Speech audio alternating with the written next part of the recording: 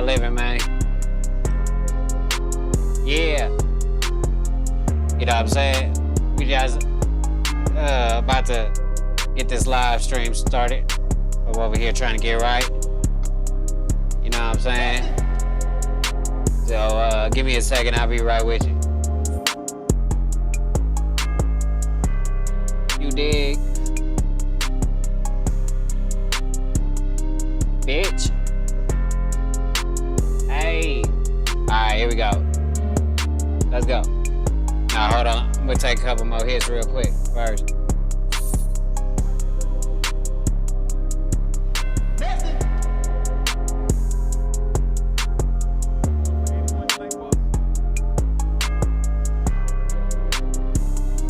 Yeah.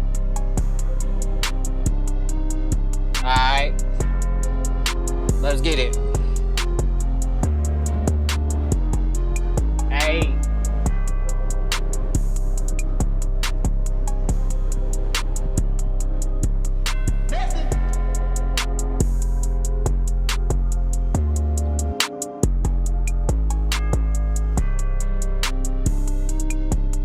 Sheesh.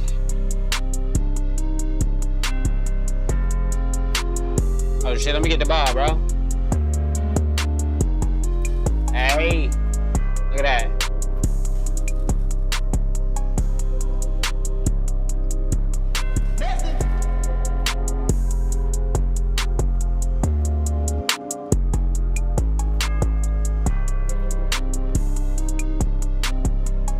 What the fuck?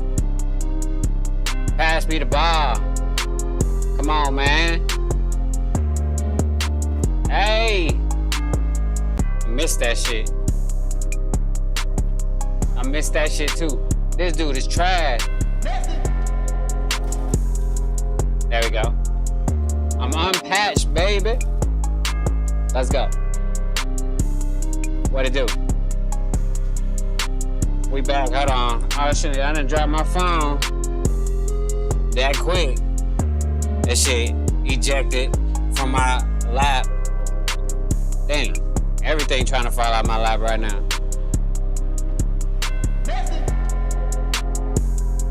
I should just use the table that's in front of me, huh? Alright.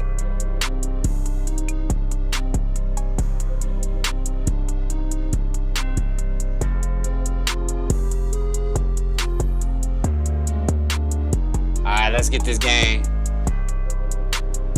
I think my dude is a level 96 right now. So, yeah. Just ranking him up.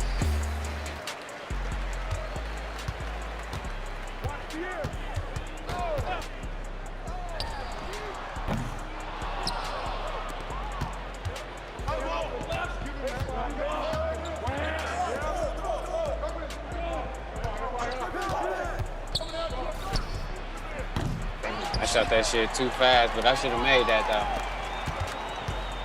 What the hell is this?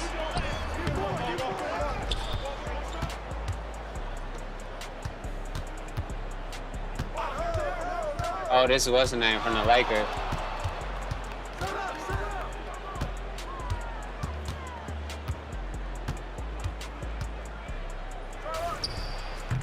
Holy shit. Missed 2 in a row.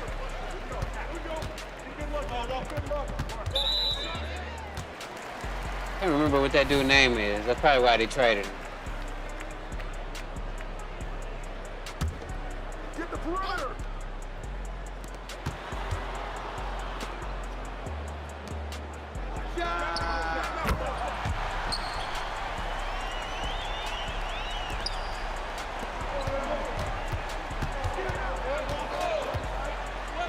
There we go.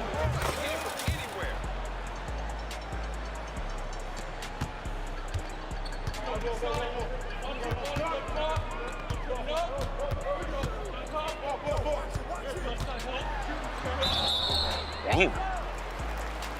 They're going after him.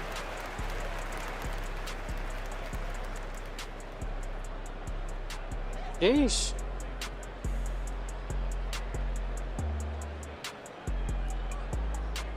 Solved in the way they should be solved, for the greater good of all men. And in our personal lives, we do not have to fall under this hypnosis. We can at least make a good try to make some principles work properly. People do it. Individuals have succeeded. And in every community, there is a percentage that through one dedication or another is actually trying.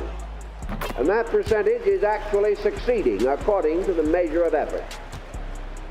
And individuals that a few years ago were miserable have gotten a new look at themselves, reorganized their affairs, and are now comparatively secure. They have discovered that security is not their relationship to society primarily. Their security is their relationship to themselves. The individual who has the proper relationship to himself will seldom be unemployed, even in difficult times. Right. Thus, in every way, these circumstances work together to make a constructive pattern. To relax is necessary, but the individual, when he relaxes, should be a better person and a more intelligent person than he is under tension. If when he relaxes he falls into a hole inside of himself, this is an indictment of his own nature which he cannot afford to ignore. The person who is different when he relaxes is a psychotic. It's psychotic. Because there has to be conflict between the outside and the inside, or this difference could not exist. The person falling into himself should fall into strength and not weakness. It is evident and true that a certain amount of energy is lost in transmitting interior concepts to brain faculties and moving them out into the world as action. A minimum amount of energy is necessary for this, but some. Therefore, factually, the individual is never able to express his full potential. If he manifests 9/10 of himself on the outside, the other 10th is lost in terms of transmission from the inside to the outside. On this ground, the individual, more or less moving into himself through relaxation and through quiet coordination, should find more inside than there is on the outside. His judgment, his understanding, his knowledge, his appreciation of values, his simple humanity should be much stronger on the inside than it is on the outside. Because on the inside, he has no conflict with anyone else. All conflict has to come from the outside, as far as persons are concerned. The only conflict he can have within his nature is conflict with himself. And any individual who has conflict with himself has a job on his hands right now. Clear it up. It's bad enough to live in a world of conflict. But unfortunately, the conflict in the world is nothing but a symbol of the conflict inside of people. It has caused nothing but misery on the outside, and it will not be more successful on the inside. So when we relax, we should not have to guard ourselves. We shouldn't say, I don't dare relax, because if I do, I'll do something I'm sorry for. Actually, going into quietude should give us access to a greater measure of security and integrity than we have ever previously experienced. If this is not the case, then the psychic nature of the individual is loaded with undigested tension, stress, fear, neurosis, frustration. And this is preventing him from being able to live with himself. And trying to fight through this every day in an effort to keep a job means that he has to go through an entanglement that uses up not 10% of his energy, but 90% of his energy before it ever reaches the surface. So our own psychological organism, if it is involved and confused, wastes our energy before we have a chance to use it for creative work of any kind. we have to do something about it. If it showed on the outside, we would do something about it. If the average person walking down the street was covered from head to foot with cobwebs because of the entanglements of his inner life, he would soon get rid of them because others would see them. And they would mark him as being a person who is not as able or proper as he should be. We wish to conceal elements of poverty or of lack of organization.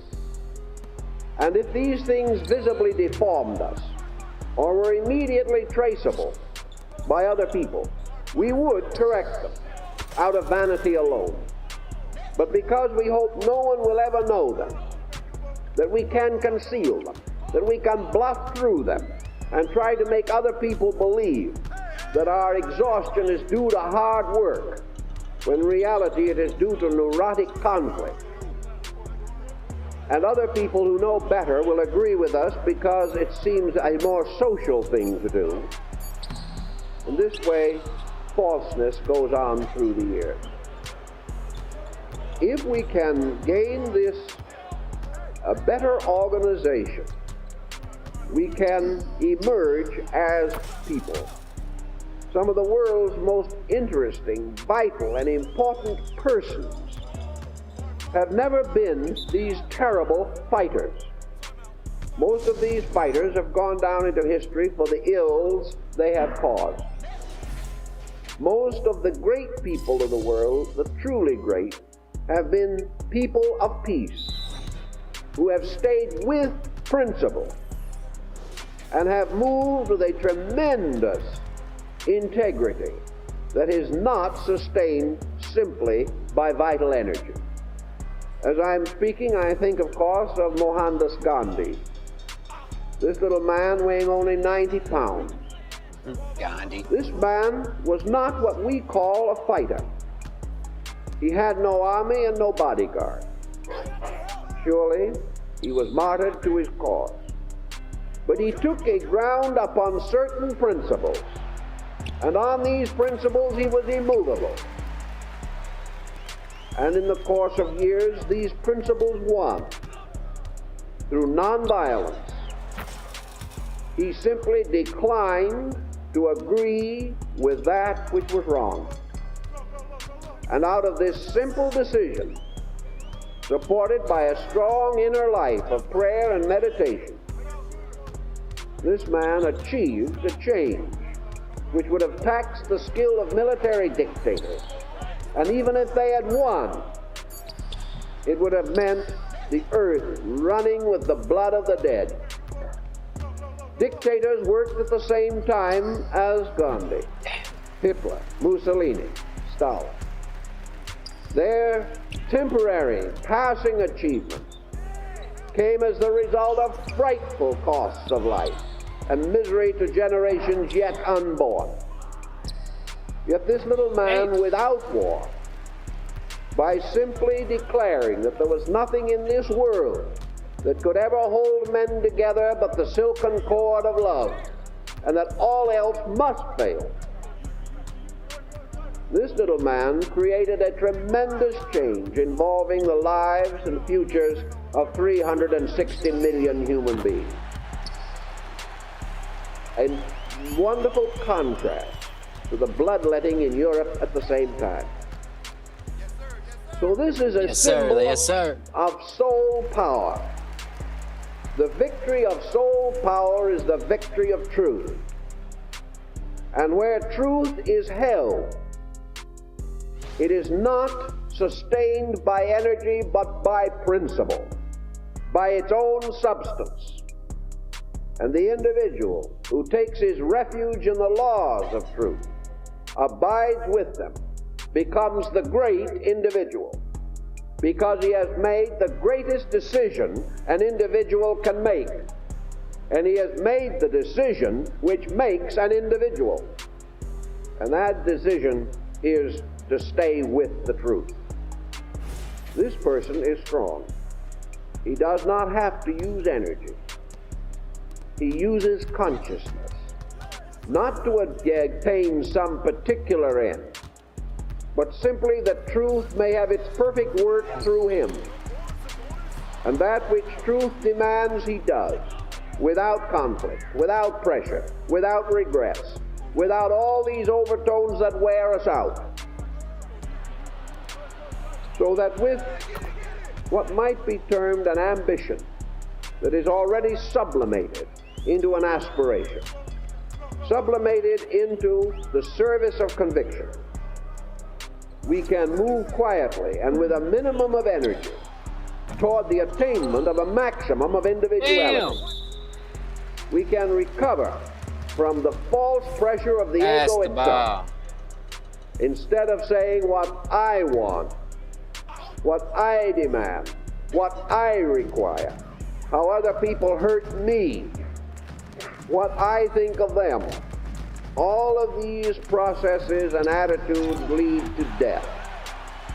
The answer always lies not in our will, but the will of heaven being done in us. And when we let life move through us, it lives, and we live with it. And with a minimum of pressure, we become the maximum of persons.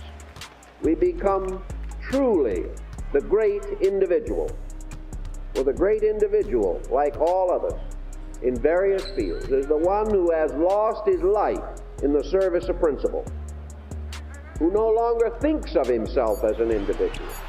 And because he does not have to defend some stupid individuality, he has the power and energy to permit the great individuality to grow up in himself. For truth is the individual. Truth is that thing which, if it comes of age in us, makes all other things possible. And through the cultivation of it, we conserve energy, we have a greater degree of available integration, we can live with ourselves, and in the long run, people around us live better with us. For we are always more fortunate if other persons know what we mean, and know that we mean what we mean. They will then adjust. They will either see the values, or else they will not continue an association. Therefore, problems that would arise under other conditions never arise if the principle of truth is continuously kept in mind. So all this means relaxation, the saving of life and energy, the directing of works, and the victory of goals, purposes, ends over the tyranny and confusion of inadequate means. And the end of man is a true kind of individuality, an individuality in truth. And the means by which it must be attained is the revelation of truth, the release of value and of integrity on all its levels within ourselves. If we attain this, we do not need to push. We simply unfold, and in this unfolding fulfill a proper destiny. Well, time's up, so that's all we can do with that. I like when he leaves. Every time, he's just like, oh, time's up, gotta go. Manly P. Hall. That nigga be tripping. All right, I'm gonna get another video in a second, though. Let me try to score. Ooh. Oh, ah.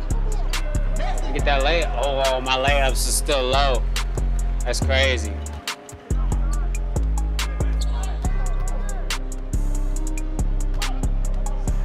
Damn.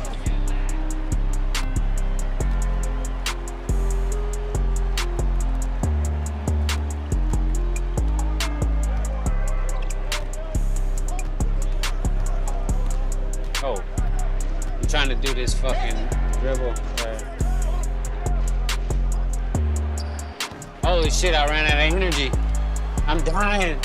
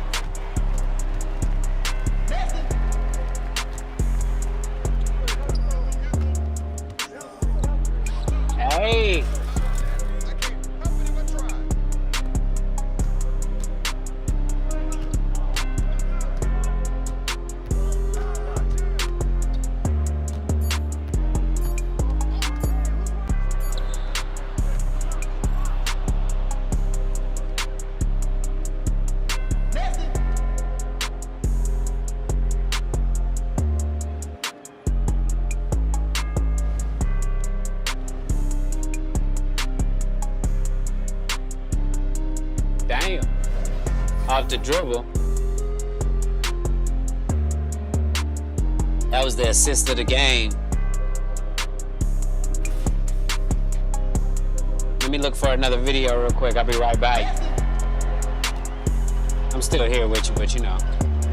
Give me a second though, you dig? Oh shit, hold on. Oh wait.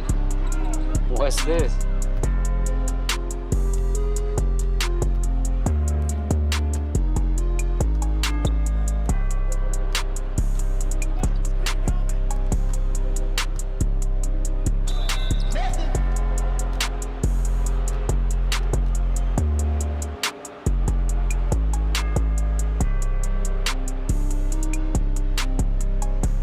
$1 billion, the Powerball. I need to hit the Powerball, bro, for real. No cap, for real. Gee, $1 billion? Man, y'all wouldn't see me no more. I probably would do the same shit, low key. Just with more of it. Hey, I'm still looking though, man.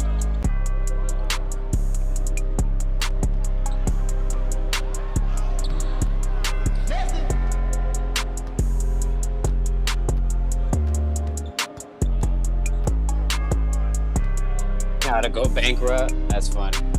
Bud Light.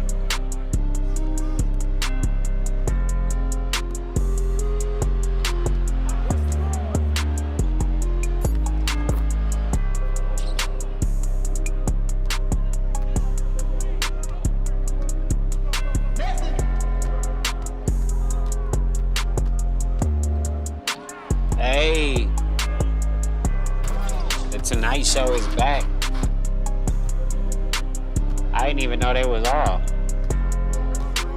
That's crazy.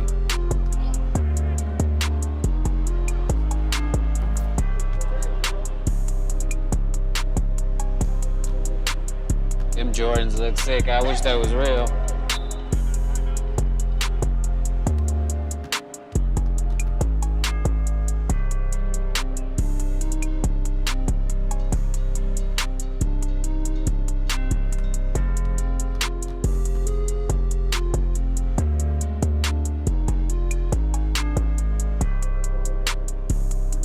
Sheesh.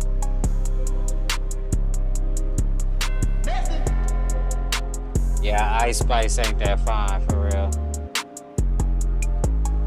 You look weird in the face. Hey.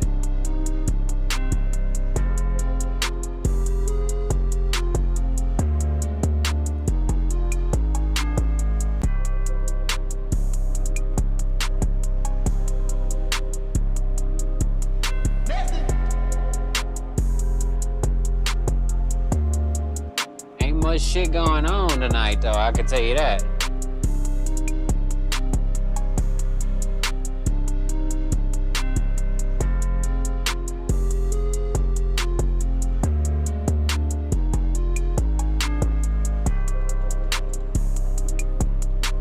Hey, oh, he got his channel deleted, huh? That's crazy.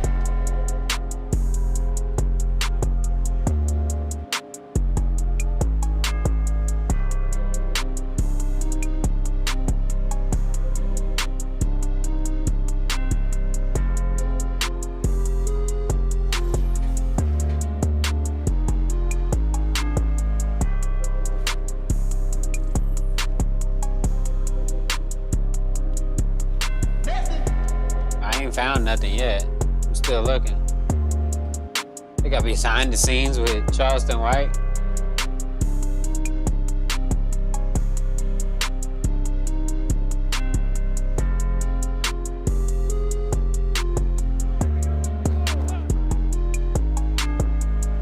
Alright.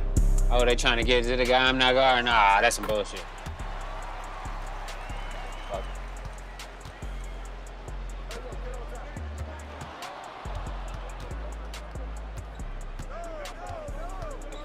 Ooh. Oh, what was that? I'll take it though. That was weird, but I jumped forward, like a hop step forward. Might have to try that though. Oh no, I'm trying to hop layup. I didn't know there was a badge called Bunny. Oh, great job. Damn, he going crazy. Like, he didn't give me the ball, bro.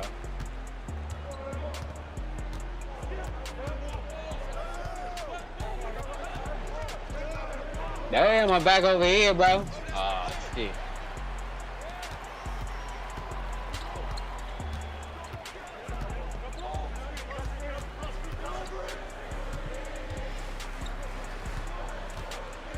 Bro, act like he good, like he was finna do something.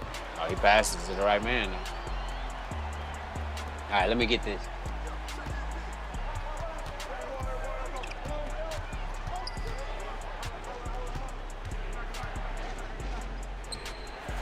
Lay down.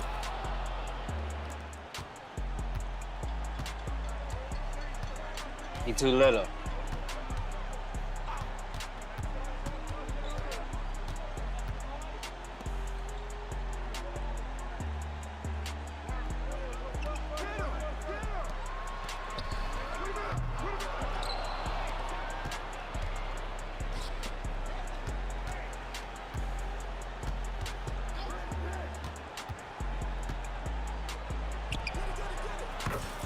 Got him.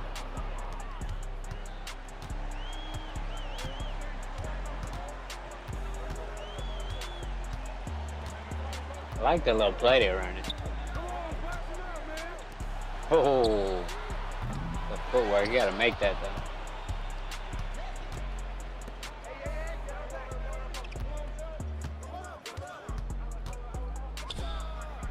Yeah, I gotta make that. Had him crab though. What the fuck?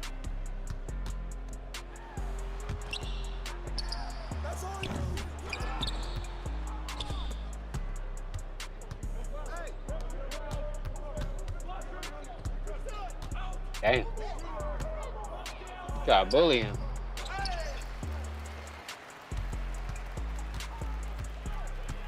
Can't make a shot no more. I got 50 points. Can't make a shot. What the hell is that, Giannis?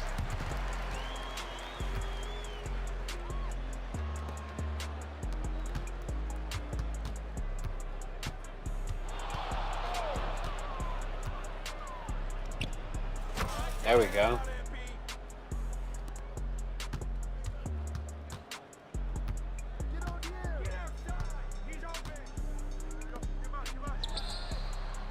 Dang.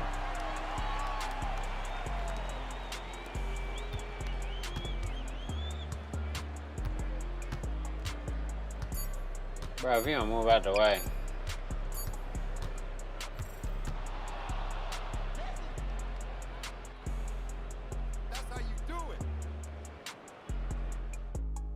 That's how you do it. I think they was talking about me.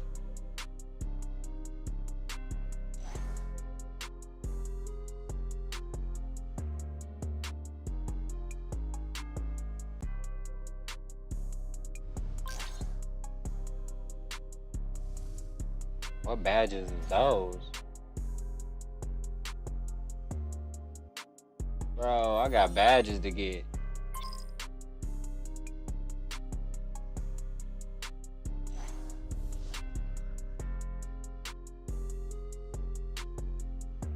Watch this before you make another build. I ain't making no more builds for now, bro.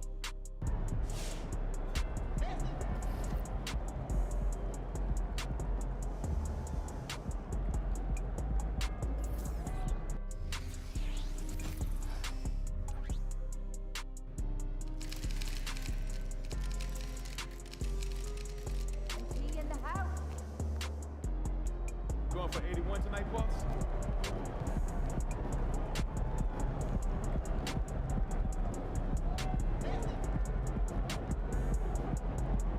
What did Battlefield do? Said Battlefield got a huge win or something?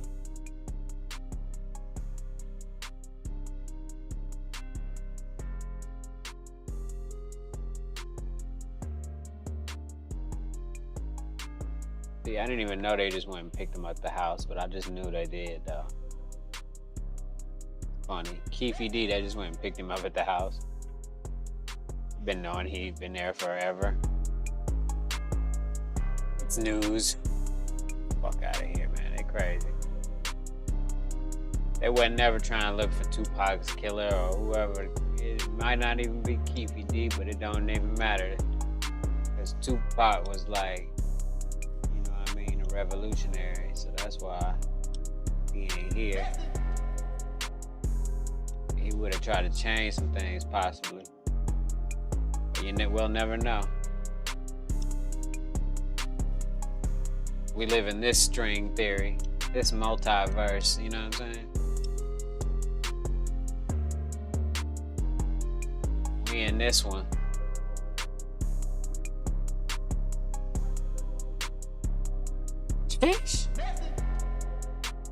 But yeah, give me a second real quick. I'm about to get right before the game starts.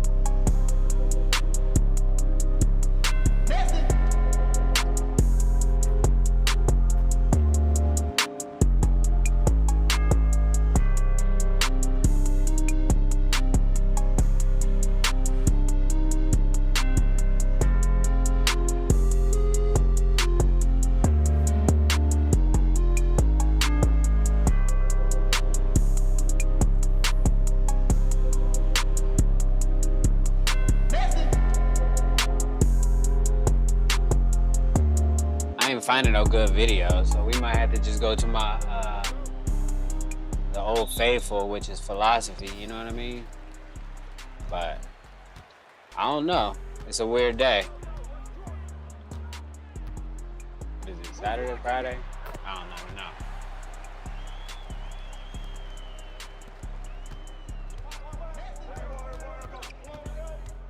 God damn it.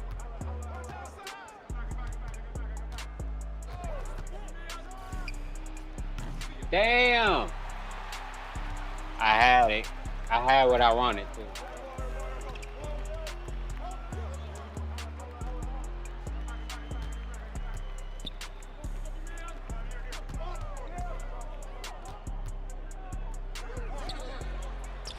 Hell nah, bro. That's good. I ain't gonna keep missing them.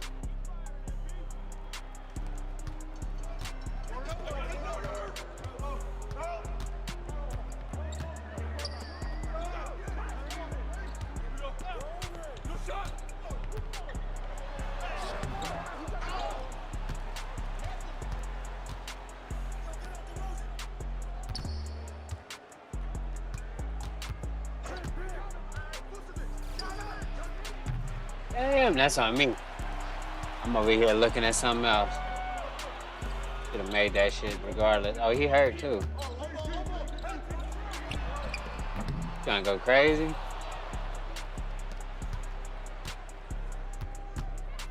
Hey. What? Okay, I done missed like what? Fucking 3 shots now already? Hey, I got that block though. Bitch.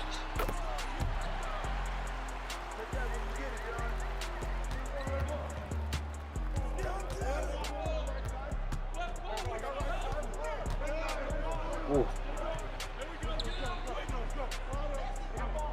That's gotta go in.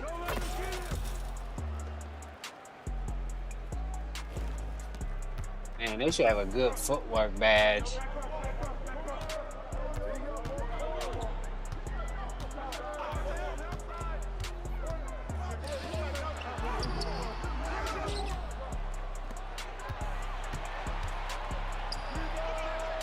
Can't shoot from that far. I ain't a shark. Pure shark. Wham. Oh, they call that a foul. That's crazy.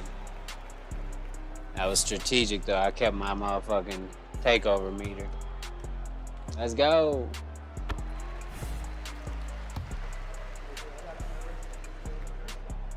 You get 3, I forgot. Let's go. Get it back, get it back, get it back. Here, stand in the middle.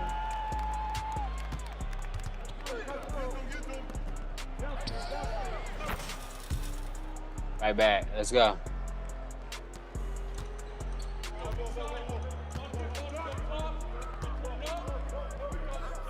Doubling everything. I don't care.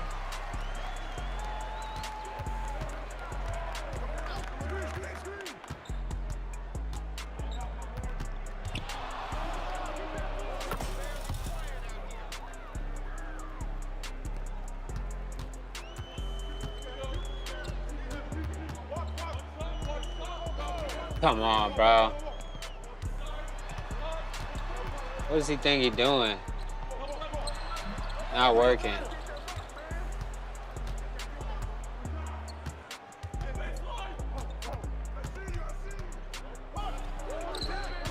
Come on, bro.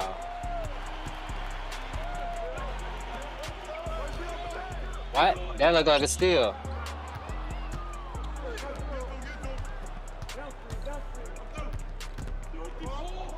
That's not a 3, but we'll take it.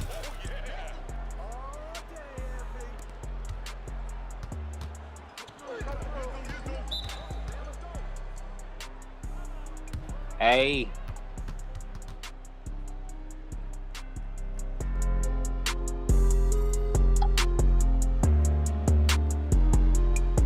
Let's keep it up.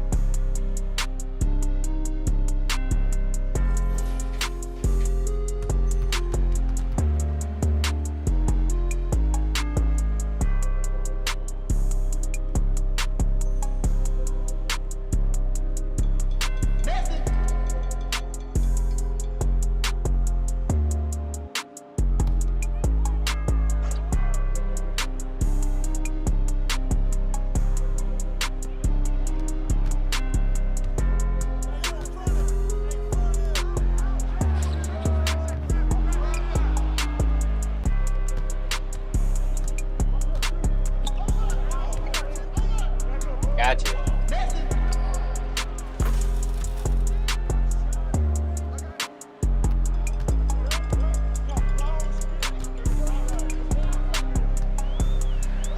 Hell no. Got this shit blocked.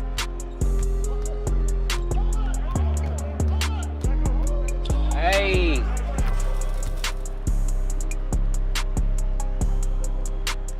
Pull up. Give me that.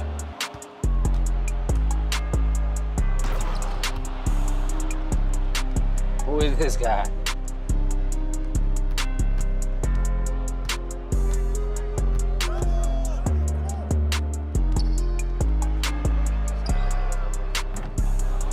Bro, you open. Uh-oh. Hey. Turned up on him real quick. Obi.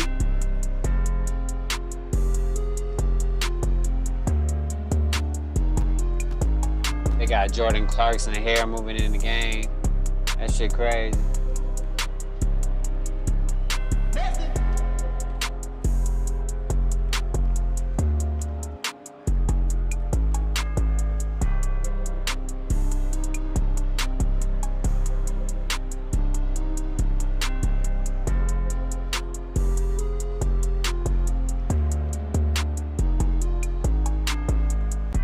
That stadium look good though. Okay. Making little small details or something. Like the, you know what I mean?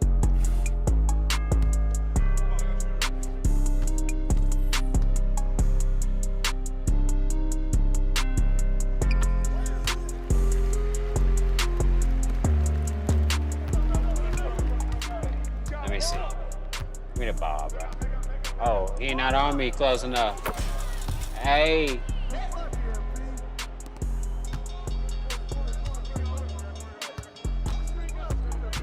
I need to make me a motherfucking shark, bro.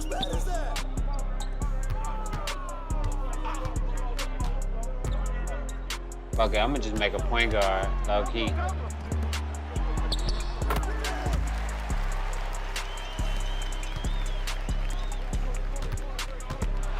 Damn! No, I ain't making no point guard.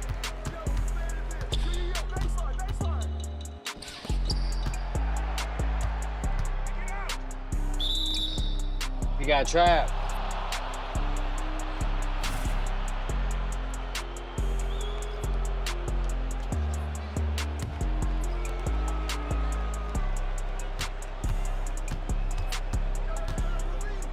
Gotcha.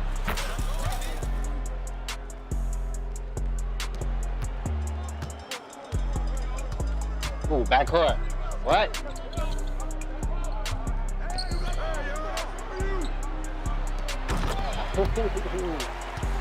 That was a little bit of a 180.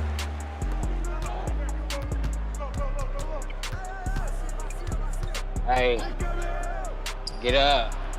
Come on, bro. I need a sharp. Fuck. Every time I miss a shot, I need a sharp.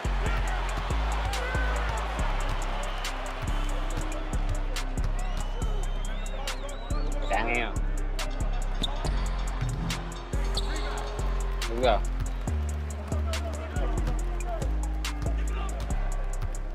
Why are you on me, bro? Fuck. Thought it was gonna get snatched back, you know? Should have shot at the first shot, though. I ain't guarding that fool. I ain't trying to get no goddamn fouls.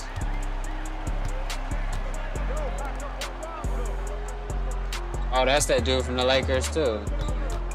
Hey. Oh. Kobe. Man, that nigga gave him a sham sandwich one time. Hold on, man. Dude, what the fuck did they do to this shit, bro? How the hell can I not, oh, this X, alright, what up? Oh, they ain't changed it, they just changed the way it looked. It definitely look different. Sham sandwich coming up. Hey. Hey. Then a little Kobe / Jordan. But the sham sandwich is where it was at, though. Hey.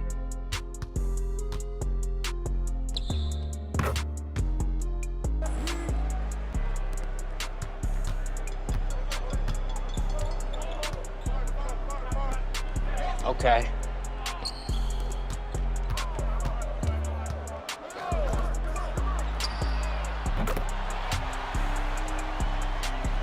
"17 seconds, bro. Let's go."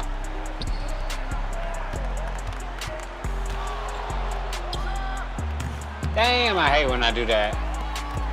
When I'm shooting, but not really, kinda halfway shooting. You just gotta go for it, man. Damn.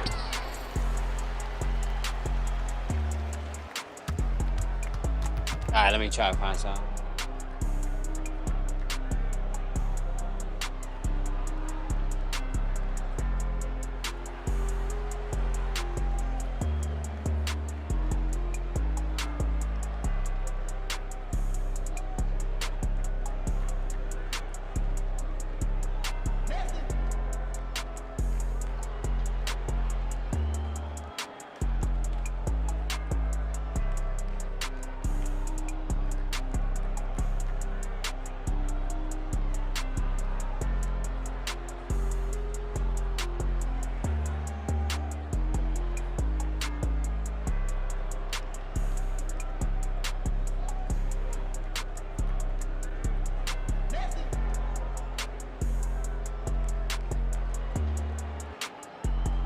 Damn, the dude from motherfucking Harry Potter died.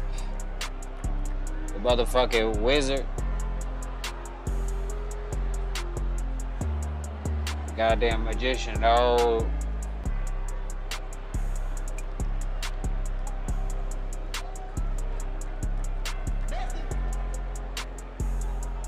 Damn. That thing all the way tooted up though.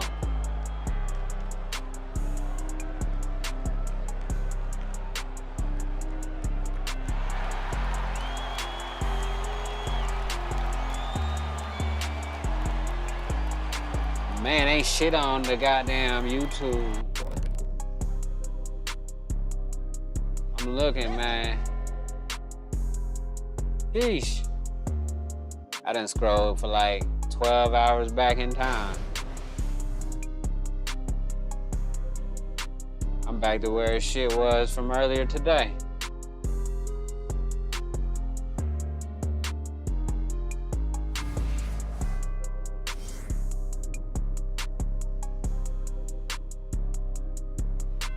Hey, all right.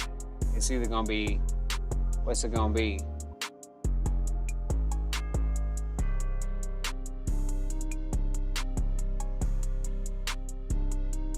I know I could do two things, but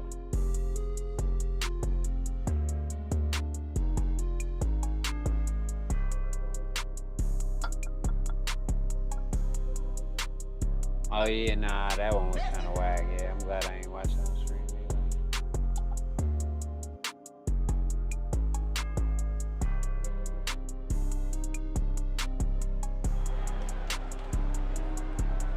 Oh yeah, I wanted to hear this dude, but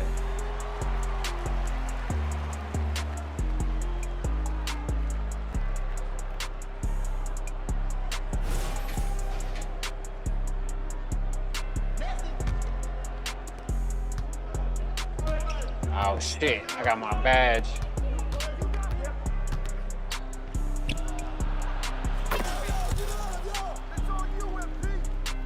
Damn, I'm still looking for videos. Let me just put this shit on real quick. Accept as a code of conduct. I'm all out of bounds. From the earliest times when this code was promulgated, it came into direct conflict with the prevailing policies of the time. There has been a great deal of discussion, particularly in the last 50 years, as to the relationship of this code to ancient Judaistic law in a determination or effort to decide whether or not in this code Jesus was speaking on the authority of the elders of Jerusalem or in conflict with this authority. Jewish rabbis today are inclined to feel that this code is also acceptable to the Orthodox Jew, and that therefore it is within the province of a rabbi teaching 2,000 years ago. Therefore, we have another acceptance uniting the two principal faiths that are found within the structure of the Holy Bible. Most persons feel that the Sermon on the Mount is simply unlivable. They mostly agree that it would be a wonderful thing if we could live it, that it represents perhaps the highest concept of religious ethics that the world knows. But it is so lofty in its concept and so severe in its statements that the average individual feels that it has to be modified in some way. Perhaps the answer lies in trying to understand the perspective of this sermon in relationship to the people of the time.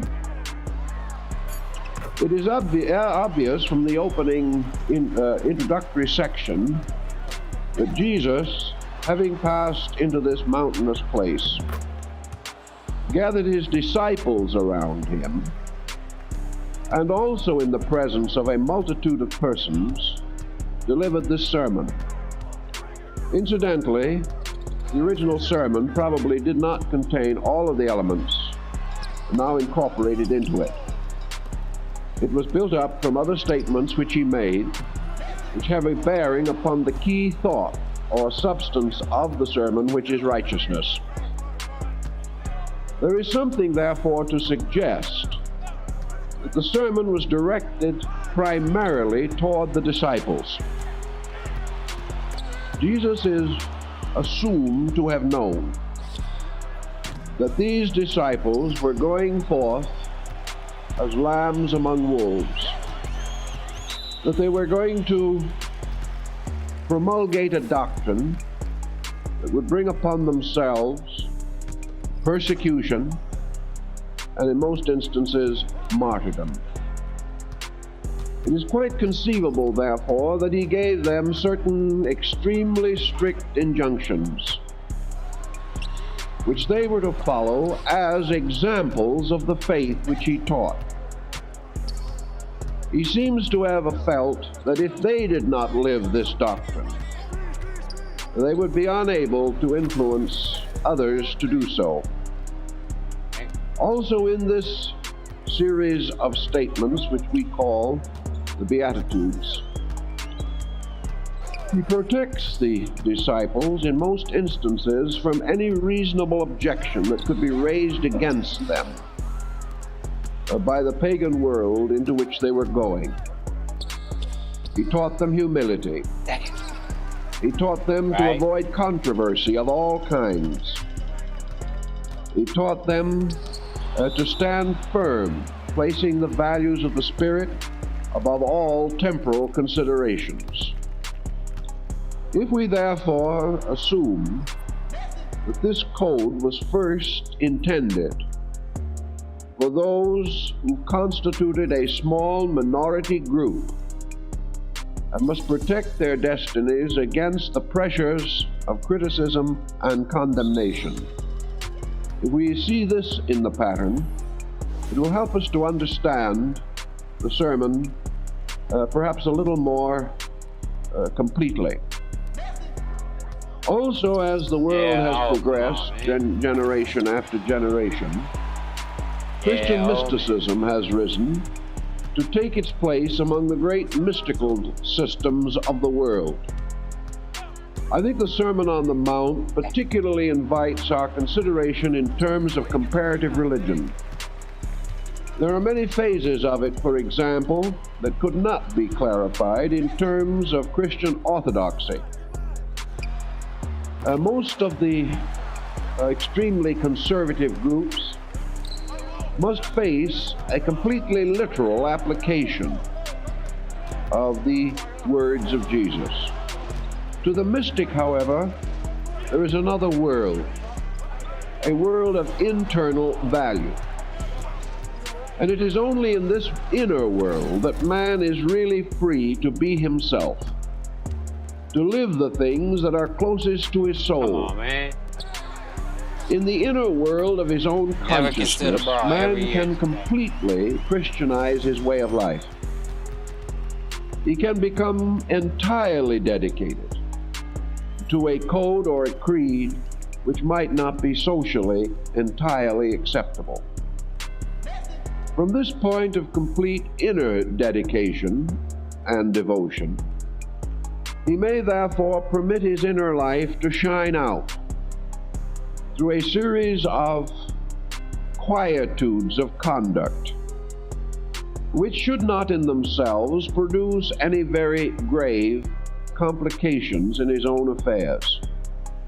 The great mistake has been, probably, and it has been a common mistake in most religions and a prevalent one among early Christian groups, the great mistake has always been to apply the code or the creed primarily to other people first, to demand of other persons a conduct, and to criticize or condemn them for lack of ability to live up to such a credo.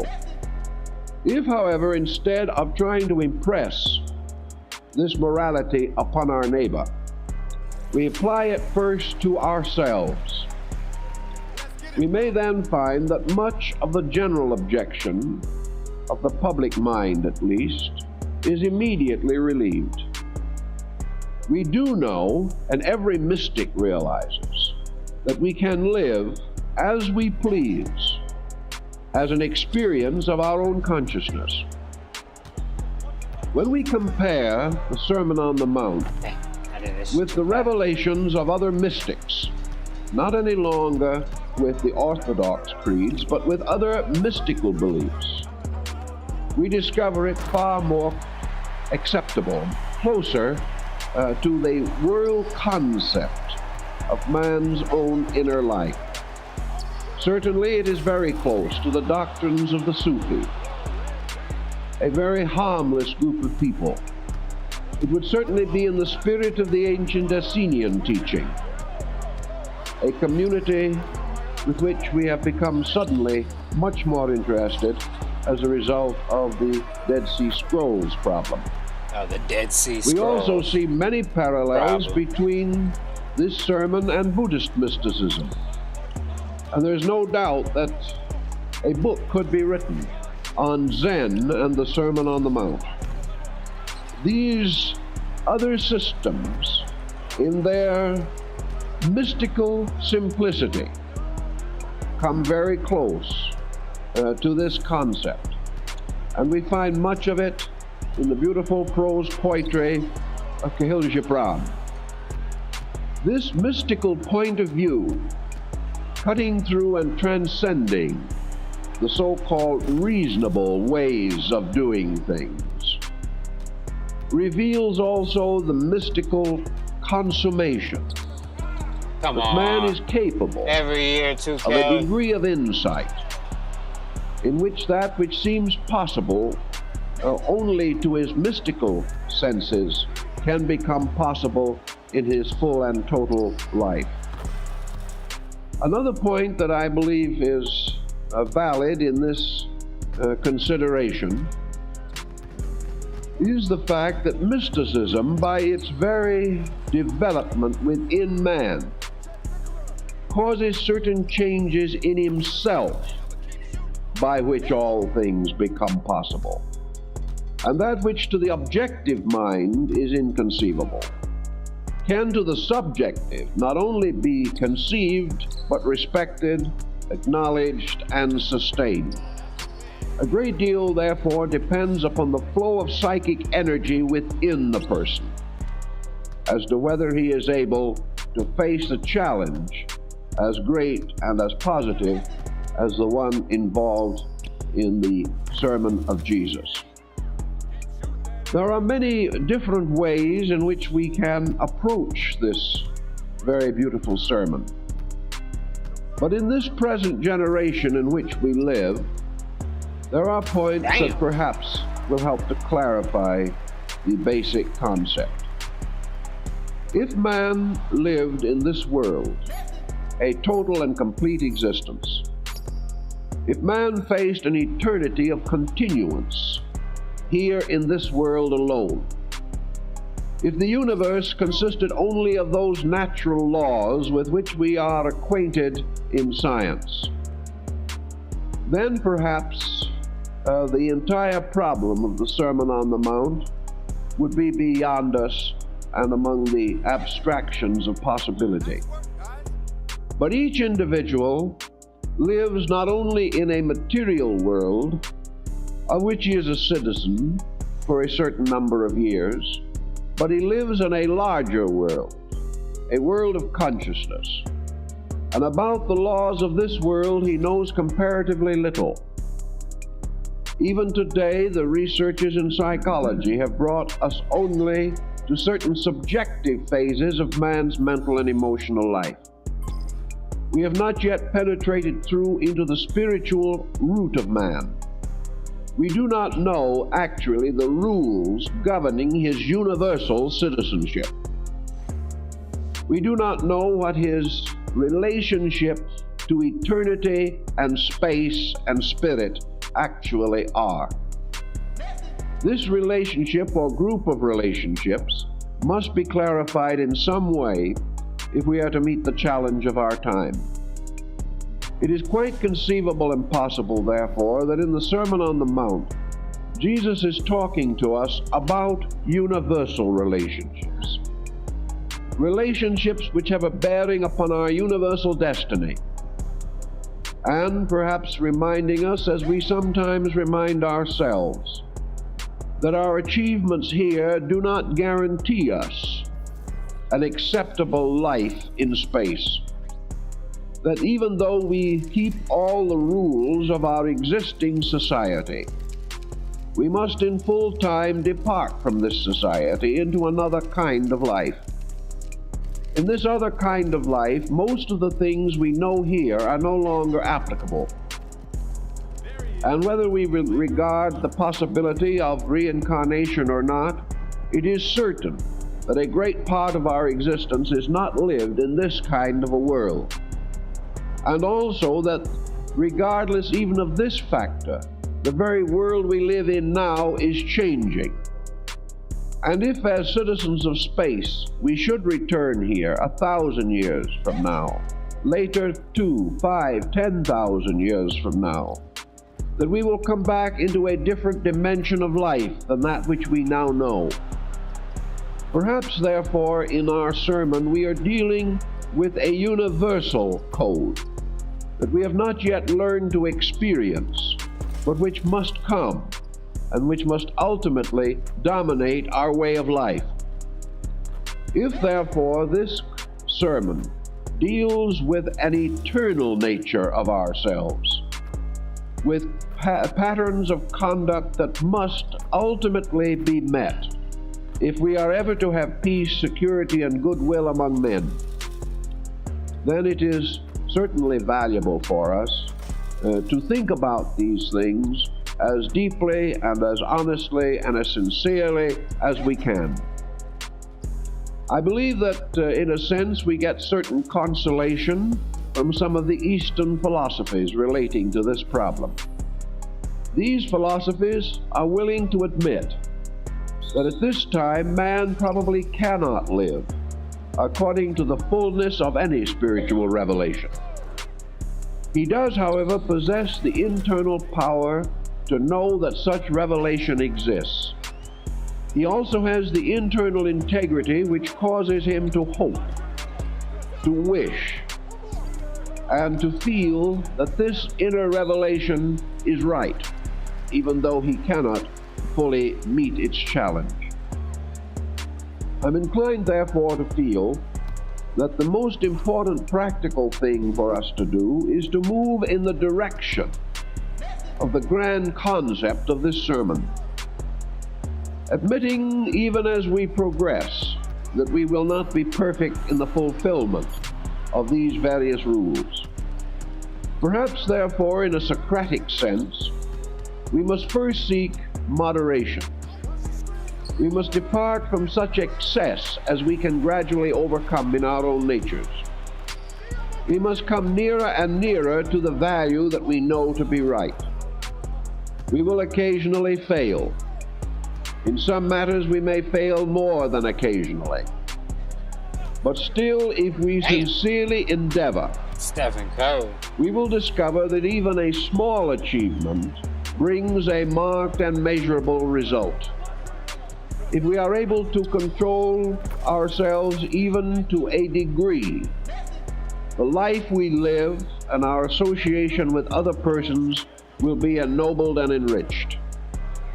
Thus, perhaps, instead of taking the attitude that it must be all or nothing, we should take the attitude of recognizing the need of growing up in a spiritual consciousness, moving step by step away from those values which we know are not right to those values which we know are right, and keeping ever clear in consciousness the vision of that which is ultimately right. Thus, by degrees, through the modification of conduct, we are able to attain greater and greater internal integration. We have already learned from psychology that merely battling with fixations and complexes will not end our psychic problem. That there is no use seeking a temporary adjustment. It may, of course, have certain immediate helpfulness, but it is not solutional.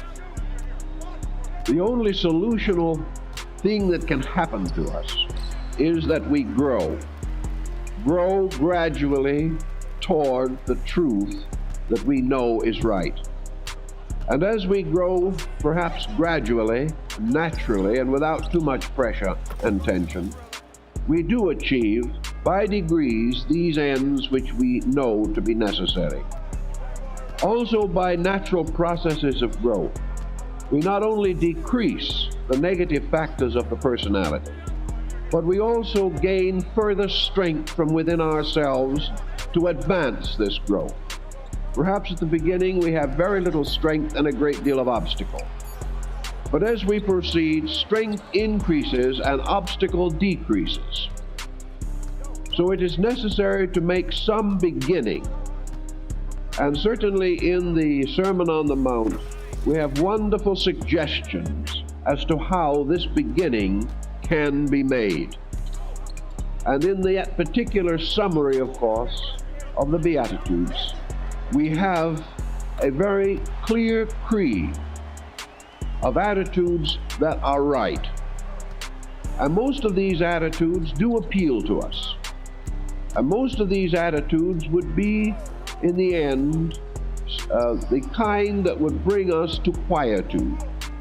The whole purpose, it seems to me, of this sermon is to help the individual to remove from his experience the disorder, the discontent, and the inconsistency, which together lead to trouble. Several books have been written by mystics and modern religionists, pointing out the importance of the Sermon on the Mount as a psychotherapeutic document. It is admitted that if man had this attitude within himself, sickness would be less common. The problems of daily existence would be less severe, and the tribulations and miseries which seem to flow in upon us would be less numerous. Actually, the internal integration of the person is his only strength against the pressure and confusion of the outside world. And in the type of situation that has arisen in the last few years of world experience, we have begun to recognize again that each individual must make his own private peace with reality. We can no longer assume that we can move along with great concourses of persons to some grand religious end. Such motion as there is in the collective must be due to the stressful effort of the individual. It is therefore a very important thing today to conceive of how we would act if we were in a fallout shelter under bombardment. We hope we never will be. But if this world as we know it was rocking around us, if our own futures could be measured maybe only in hours or days, with what security of inner life would we meet this? Such security must be our basis of religion. It must be a religion based upon some deep, sympathetic rapport with universal values that cannot be destroyed by man's inhumanity to man. Right. We need this inner integration. And the only way that we can possibly attain it is through increasing thoughtfulness within ourselves, a renewed determination to have in our own lives a faith that is stronger than emergency.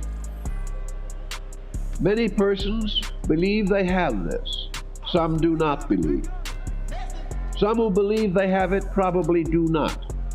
Some who do not believe they have it probably do, under the pressure of situation.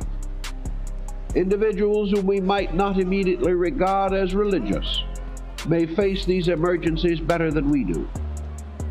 But whatever be the level of the person, it is certainly some strong internal conviction that must carry him through the emergency of the day. Now we come to think of some things as something such as a possible nuclear war as a unique disaster. It is unique probably in the number of persons who would be involved, but it is not unique in terms of the disaster in the life of each individual, because his own problems are always his disaster. And it is not possible to say that there is a great difference between an individual who is destroyed by nuclear fission or an individual who is destroyed on the freeway by a careless driver. Both persons make their departure from this way of life. Each must face the same transition, whether it occurs to himself alone at that moment or whether it occurs to millions of persons simultaneously. Each person must face this mystery alone, supported and sustained only by his own resources.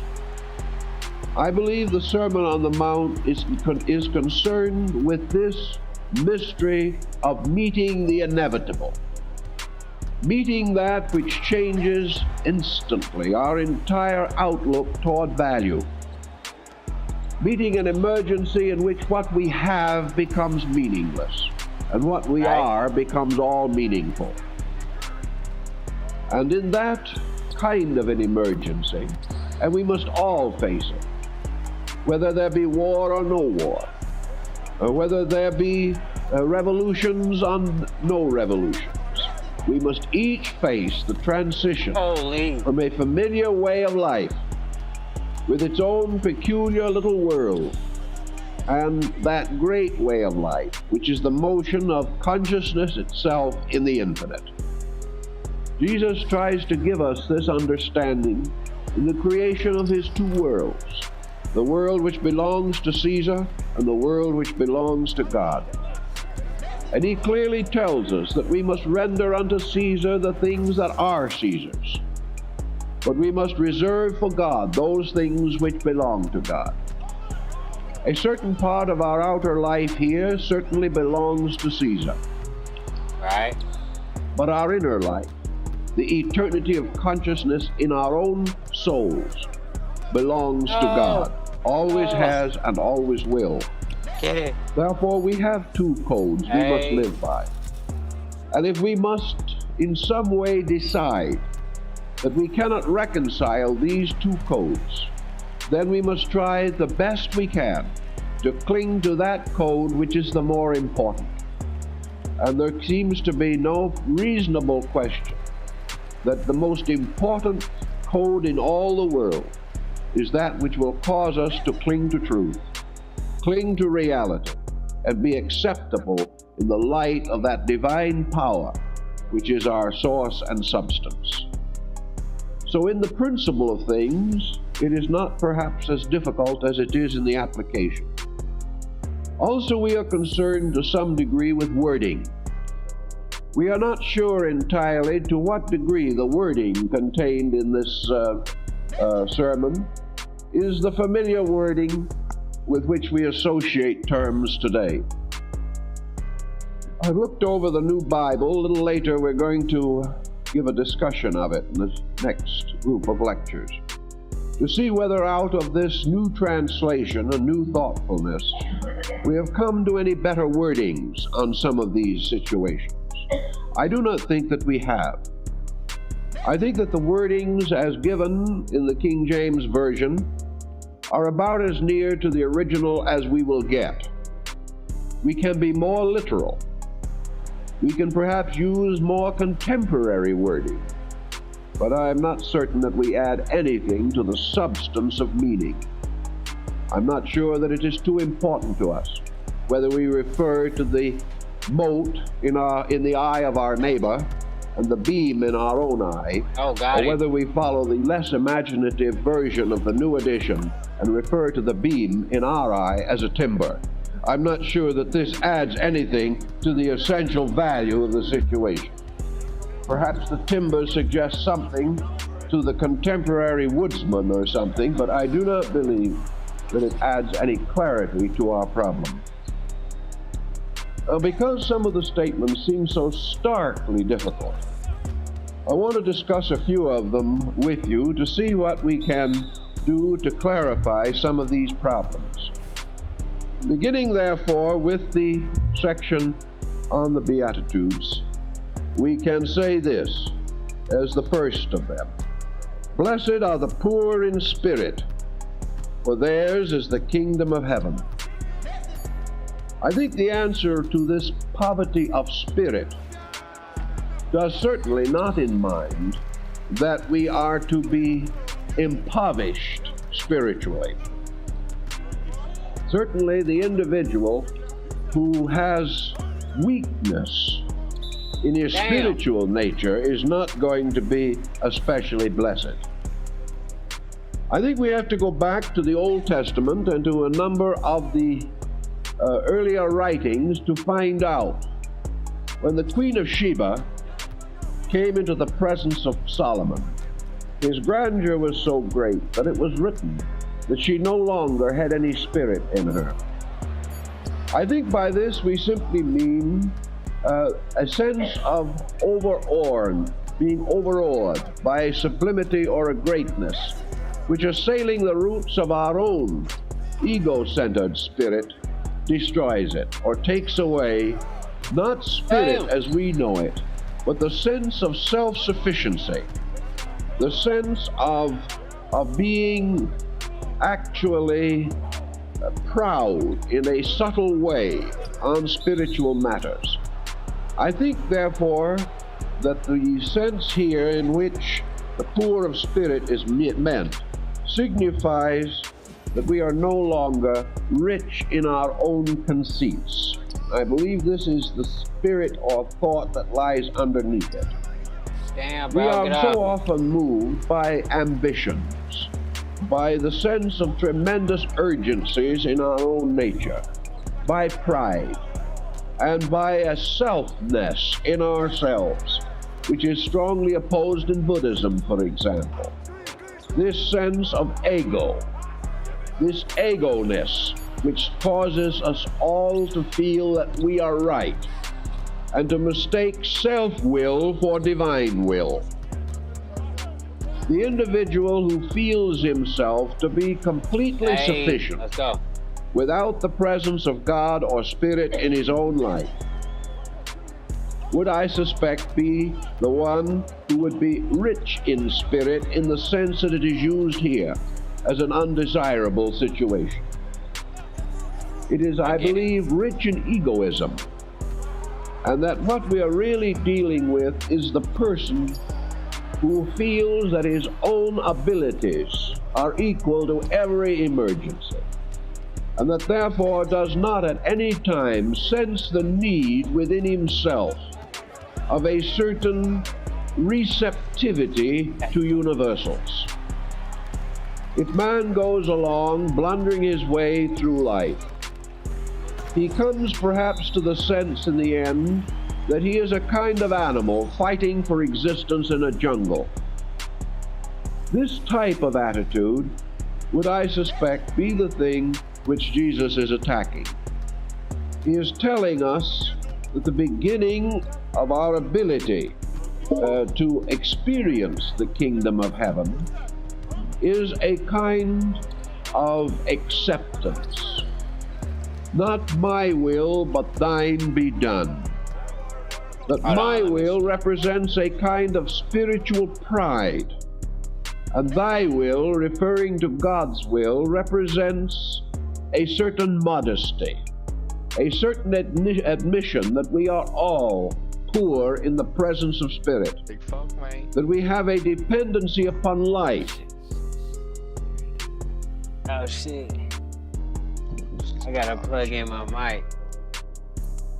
Yeah, they take your chicken.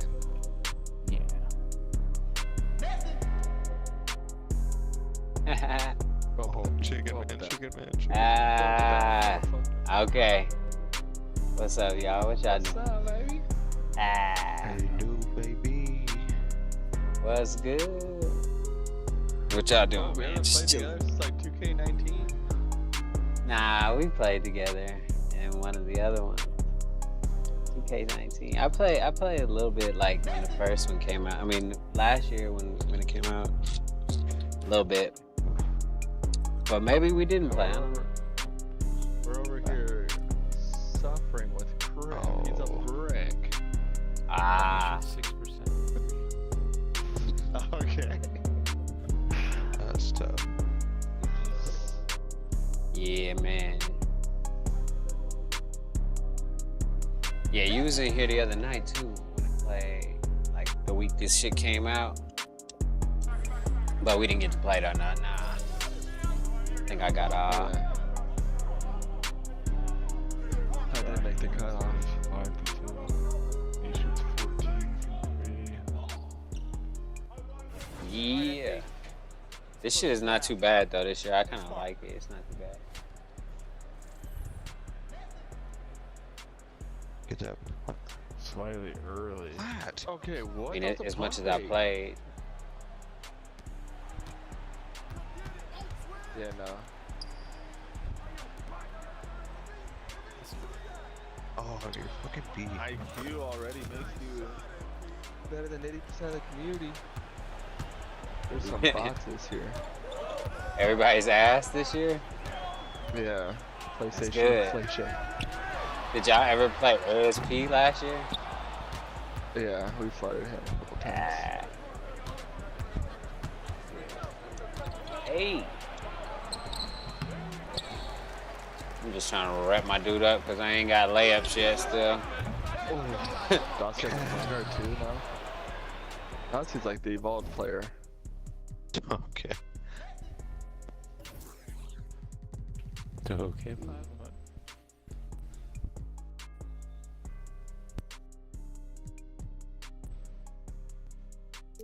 The glazing.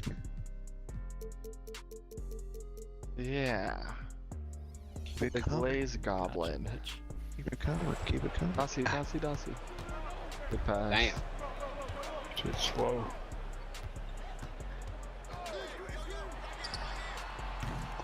Quicker. Somebody come Bitch. get her. She's dancing like a stripper.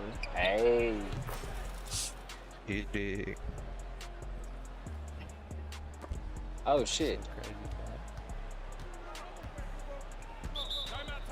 Damian Lillard finna win a championship. Flat. No, they're a first round exit. I think. Oh, yeah. Stop. They're not gonna be able to Haven't they do had, it, huh? like the best record in the league, for, like 2 years. Yeah. Right? And they got eliminated by an 8th seed last year. But Damian Lillard though is pretty good. Normal 8 seed. Yeah. But still chat when you need him. Past Probably his the prime, best 8 seed I ever. think. They averaged 33 game last year. He was injured. I think he was just. I think they just set him down because they was out of the playoffs, like early. They just try to keep him healthy so they can trade him or whatever. They did a Drummond, Andre Drummond. You know how it go. They were like, we gotta keep this nigga healthy. I gotta get some return on him. Exactly. Damn, I gotta change this shit.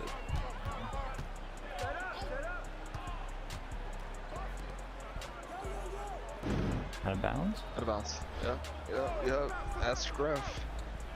That's fucking Scruff right there.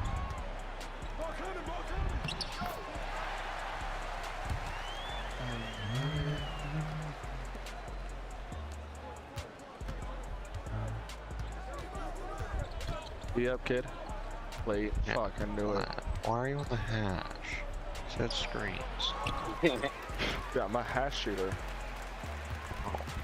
You should You see made a me pure last shot? night. I was greening that shit. Left and right. Set screens. You're on a different build, bro. Damn. Missed it. Oof. Dawson, where are you running to? I was just barely moving up just to get out of the You wrapped me. The pass made me wrap you.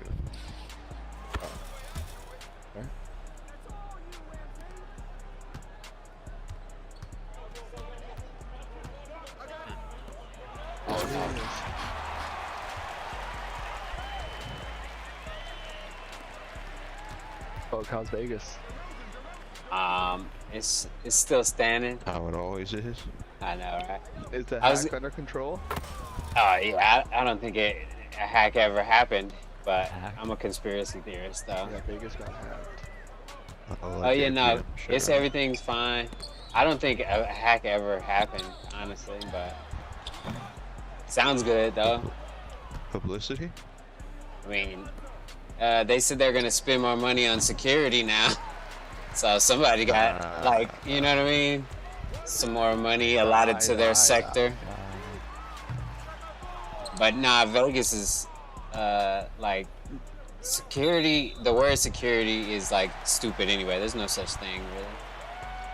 So, I mean, yeah, anybody can be hacked. So, I mean, and like, but I don't think they got hacked like that. Their shit was fucked up though.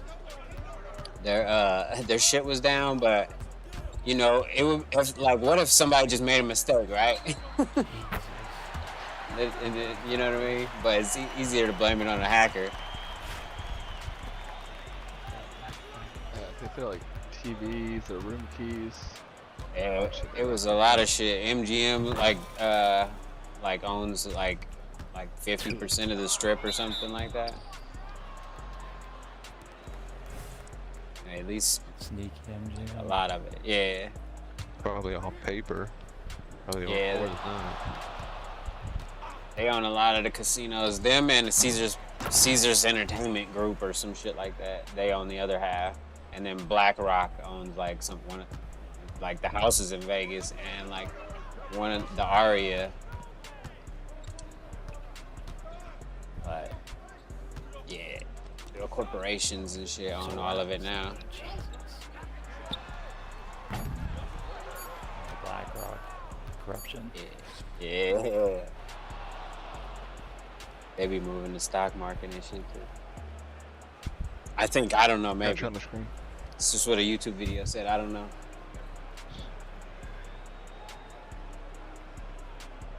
Oh my god. You had a windmill that? Well, not on purpose. Dude. Nothing on purpose. It's just effortless. You didn't even mean to do it. I gotta get my fucking layups up, bro. When do I get another upgrade?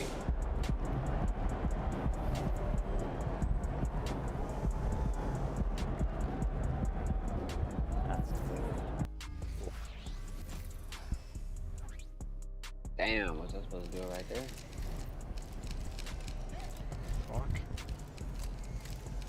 He just throw you that by himself?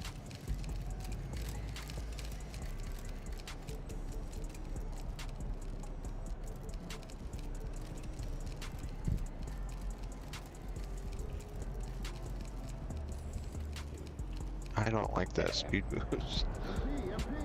Game time, MP. Let's get it. Ain't nobody cook. They cooking in the right now.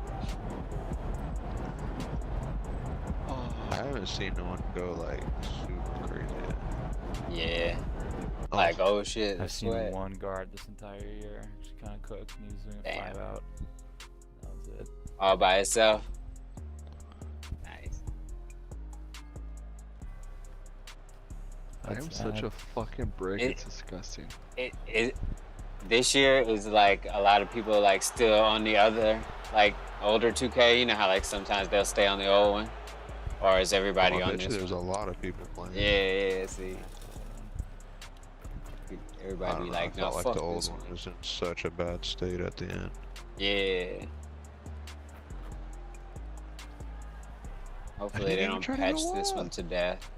'Cause last time I played it, it was pretty fun, but it's been 2 patches since then, so I don't know what it's gonna be like now. No, it's What build you got? I don't even know. What is this, a triple threat or some shit? I think it's just like a mid-range guy, but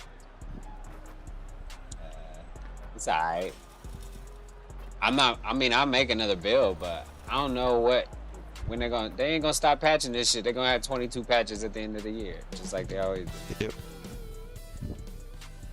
Niggas gonna Well, be the spending worst part is $1,500 on builds. it wasn't even a great game before all the patches. Yeah. I hope like this one ain't Usually too it's, bad. like, That's what really I'm saying. good before Yeah. they pass Yeah, it. exactly. Like the first month or week be Yeah, alright, I mean, it then wasn't they that kill it. great this time. No, this is like the worst launch I've seen. Yeah, they trying to tighten it up, I guess. Because I Bunch of can't random tell builders, from tough. my career, I guess. It's a little bit different. Oh yeah, is it? They made it even more confusing. Not really confusing, just so limited. Victoria would come the worst launcher. Yeah, for real. That was so bad. Because what next gen version didn't come out for like 4 weeks or some shit, right? Yeah. Yeah, it was a terrible fucking game. I had like a 93-year-old go shoot. The AI. I remember I made like a rebounding wing type player and I had like an 80-something 3 and I couldn't hit nothing. I had blue-green and I couldn't shoot. Oh yeah, that show's crazy. I was 83 or 80. I was at 7'3" center, and I was just getting like 40 rebounds a game. 7-3 center. Yeah, they were so fast too, pre-patch. They were insane. They were faster than the point guards.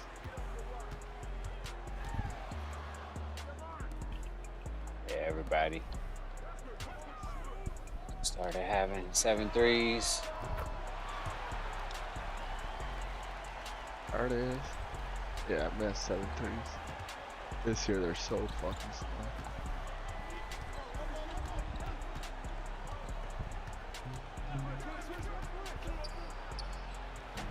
Damn, bro.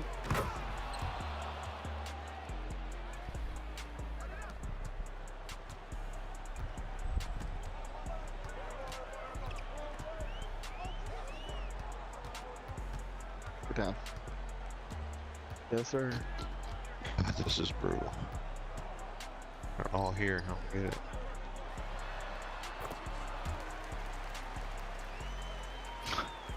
I hate right stick ripper with a fucking passion. Where's Horse you, Plat? Oh. Yeah, that was bad. Yeah, take some notes. I his with flat. Off the ground. Every fucking time I do that.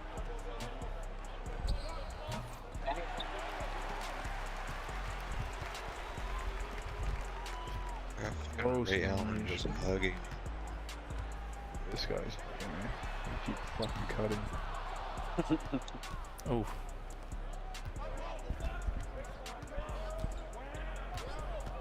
Oh, that was my a God. pass. That was a pass. Very late. I don't think that was pass. Oh, I tried to Very pass late.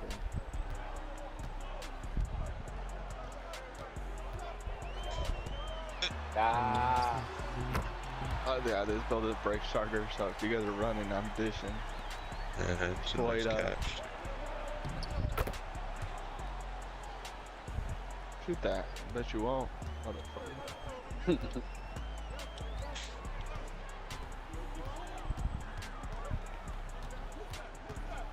Lagged. Crazy. Yep, this one's gotta go. Build or the shot? Shot. Oh, There's fucking cool. look at Ray, look at Ray, look at Ray, look at him. Look at me. I just Oh, don't get it. transition. I'm gonna change builds. This shit's frustrating.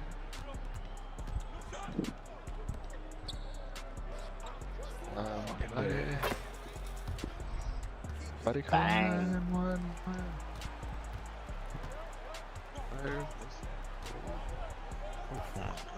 Oh yeah.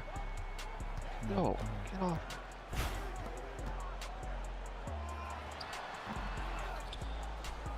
Joey, come here.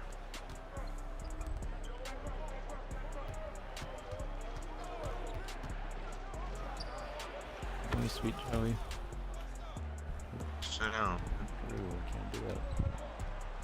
Good physicality, straight up. Destroy up. Like You have that. high strength. Gotta take my dog out. Be right back.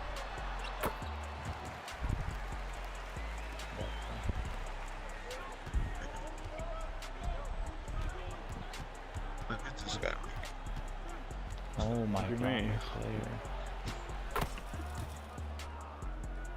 So bad. Uh-oh. Oh.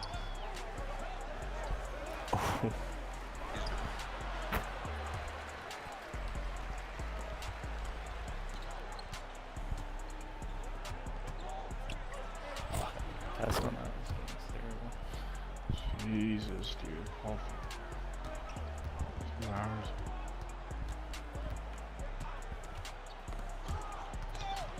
Yeah. Yo. Oh, Grip, our pick and roll's too good. Too clean. too clean. You and me are Shaq and Kobe.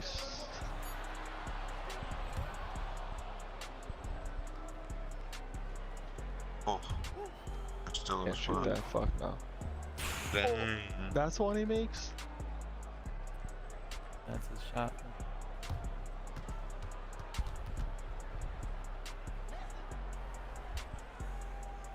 Ew.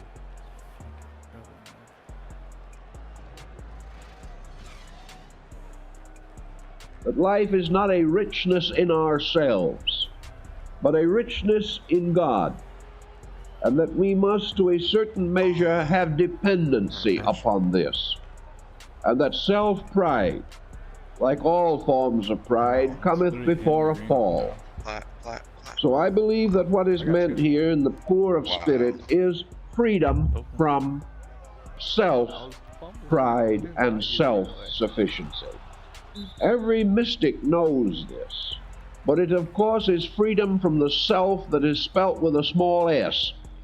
It is freedom from the ego self.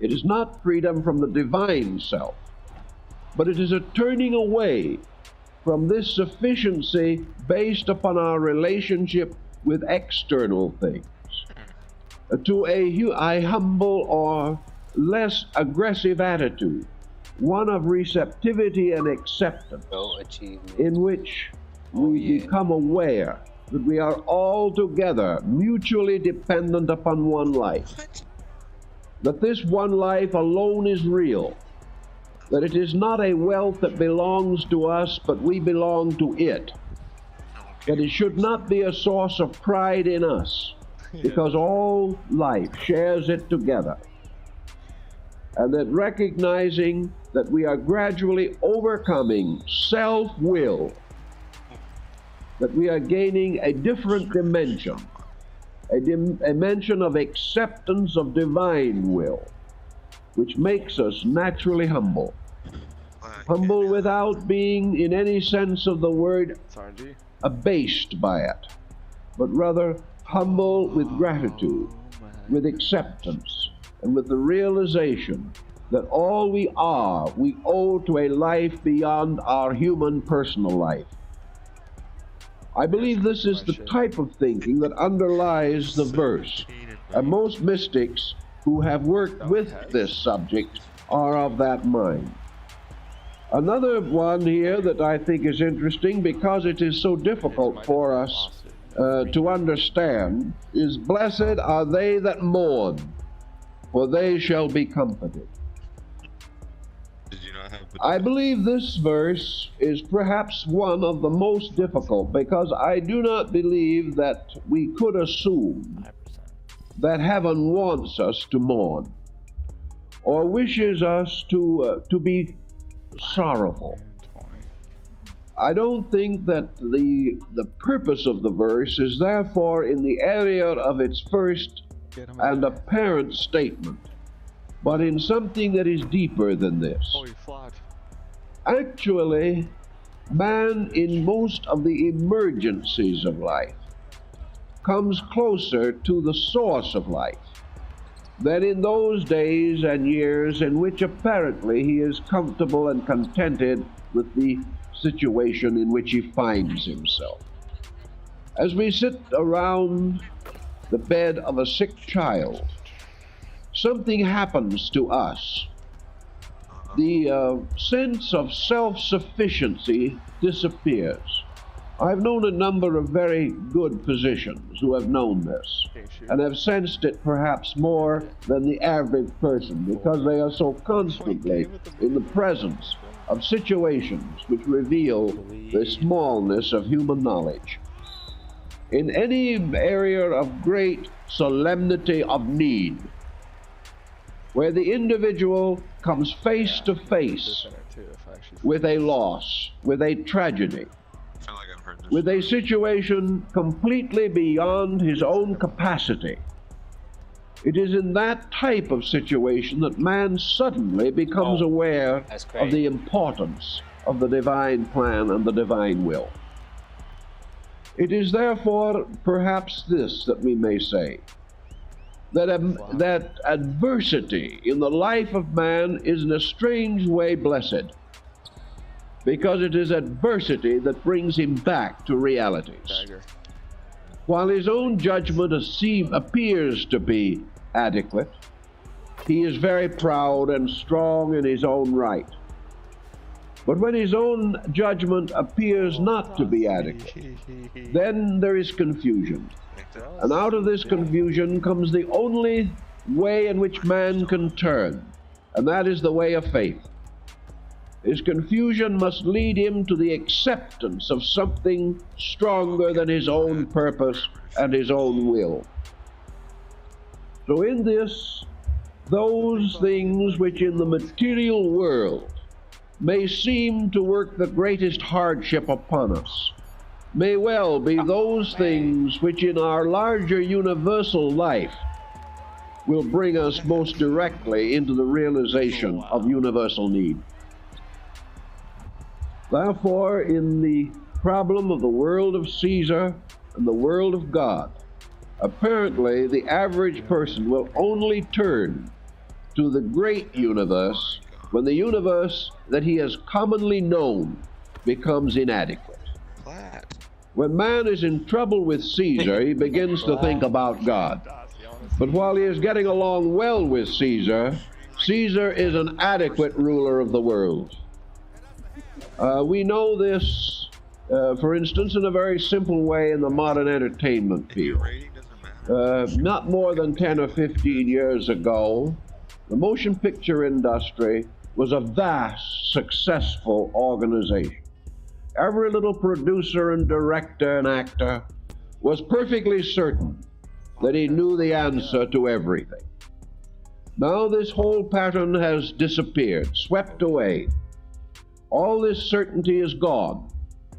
And today, where once these infallible individuals rule supreme in their small worlds, we have areas of land that will soon be subdivided for other purposes. This change in the pattern of things was a very important change, because the situation of success as it was known then was gradually leading to an excessive state in which more and more of true value was being lost. And actually the film industry finally fell simply because it never knew how to use its own instrument wisely. It was never able to be the great leader of progress that it could have been. What? Oh.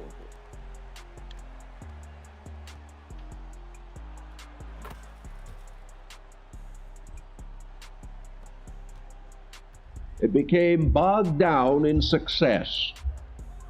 And I believe this is the type of thing that out of the failure of those things which we commonly regard as sufficient must come our growing attention for that which is beyond. In the universal value of things, that which brings us toward truth is that which is most blessed. And in our way of life, the things that bring us toward truth are usually adversity. Under such conditions, adversity is necessary. Adversity is only an aspect of universal law. Universal law is right. Universal law is good. Universal law is blessed. And those who, through the experiencing of certain reversals in this world, really suddenly come to appreciate and understand the meaning of the principles involved, these are indeed the ones to whom a greater light is to come. Also, it is probable, as many great mystics have pointed out, that man really never touches the depth of himself unless he is called upon to meet the challenge of a great pain or sorrow in his own heart. It is only in depth that the person gains strength. And depth comes to us largely through emergency and responsibility. But without this depth, we cannot grow. And if therefore we must grow to peace through pain, then the pain that brings us peace is a medicine we must accept. If in the case of a sick person, it is indicated that only some heroic remedy, perhaps surgery, is going to correct the condition, then the individual must face this pain for the good that it will ultimately accomplish for him. In our way of life, because everything that goes wrong materially is a wrench upon us, and because our center of consciousness is so set in material things, anything which would force us to accept the importance of spiritual value may come as a hurt. But it is only an apparent hurt, for from this hurt must come our redemption. From this hurt must come the understanding that opens for us a much larger universe. Blessed are the meek, for they shall inherit the earth. There's been a lot of discussion. That's probably better. Oh, I'm sober right now. Sober.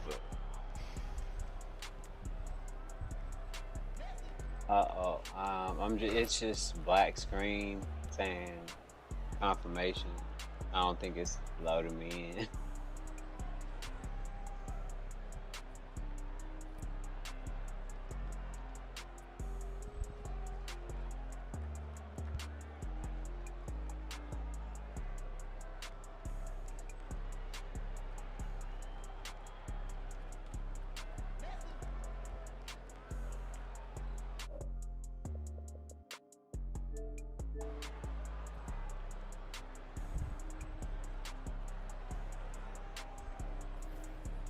You need another bite?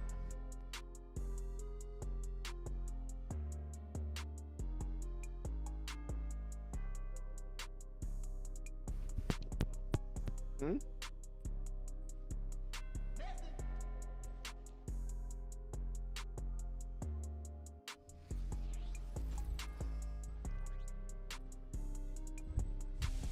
Damn, my drills are gone? Fuck. Oh fuck, do I have my drills? I don't. God damn it, dude. All my builds are fucking lacking on their athleticism.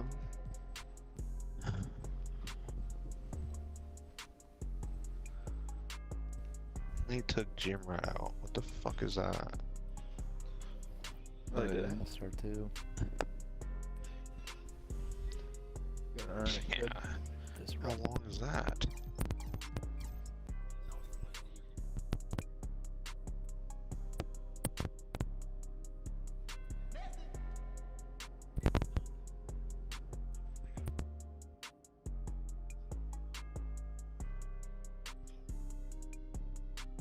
Lately as to the meaning of God's meek. Level 30 mascots, can you buy other ones?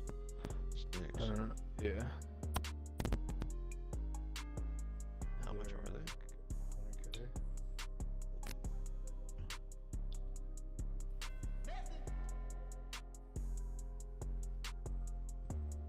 Go buy Benny. Call it a day. No, you can only buy one of the three. No, God. He's like, no. You can only buy one of the three. Only 3 dropped. That's a fucking hell.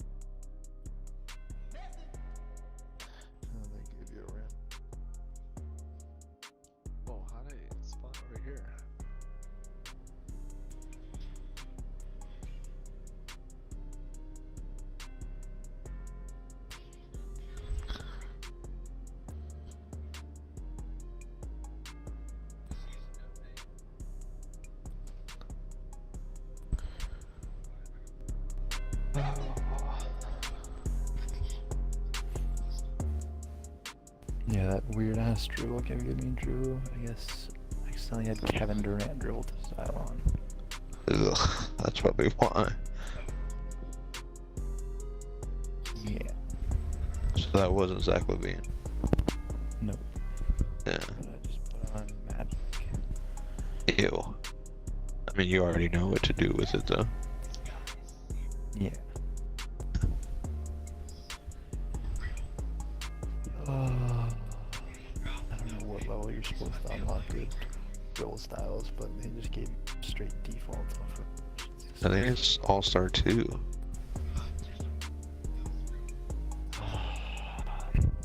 Need that.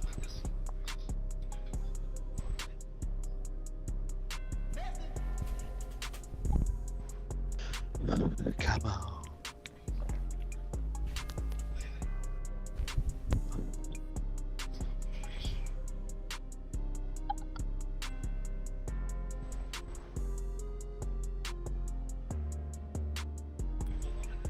What? No.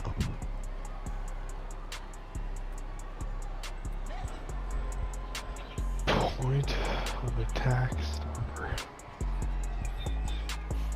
Cliff Ball, I haven't seen him since like 2K19. Cliff. Cliff.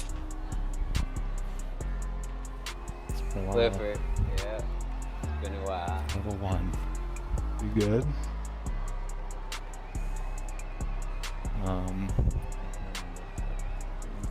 Pretty mid. Let's see. So this wild recharge.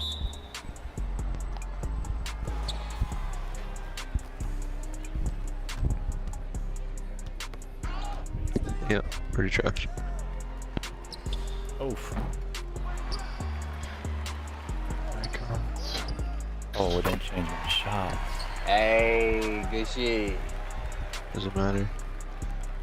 Did not save any animations. Whiff. That would be tough.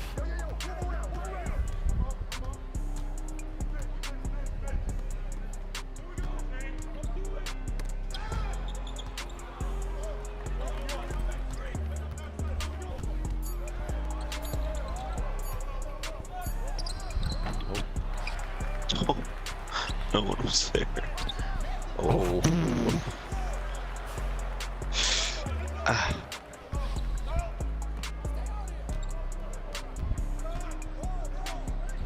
Yeah. That was nasty.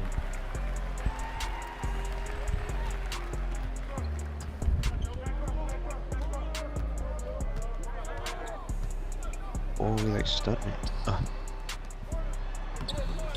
okay. I was about to say, think he's gonna go. Cliff. Cliff is sneaky though.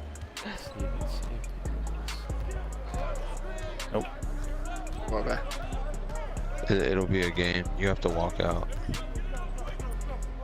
It only saves after one game. No. Give me that. Maybe. Damn. Come down with it. Oh. Oh, he kind of shows here.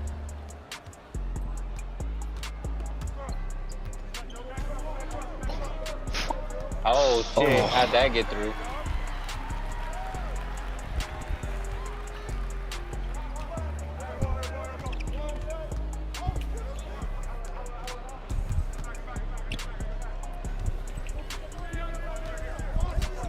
Hey, good shit. Way too little, kid. Oh shit.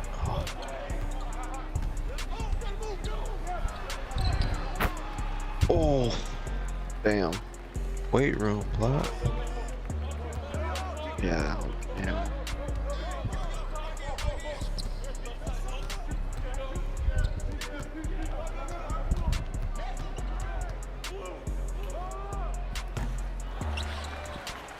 Gotcha.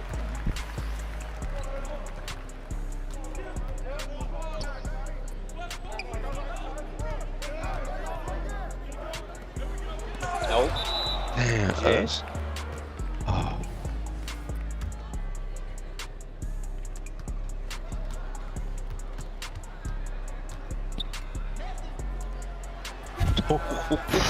You I Got him gotta sit up. Yeah, Set him where are up. you even going, Where are you man? helping? He looked. As soon as he looked too. Ah, dude. At least from the screen. I need my animations back, dude. Oh, I got you. Oh, Oh. Yeah, I shit. thought it was gonna get through the line, but it tried to fuck you over. Good shit, I good pass. bumped you. Yeah. I was, Yeah, trying to get the loose ball and then bumped And then I you. tried to back up so, Yeah. so I wouldn't pick it You up. grabbed me. Yeah, exactly. I was like, hell nah, nigga. I don't want that shit. Hey. Oh, my bad. I was scratching my arm. That's all. Good ball. Oh, he's gonna help the Should have roll. went the other way. That motherfucker just stood there.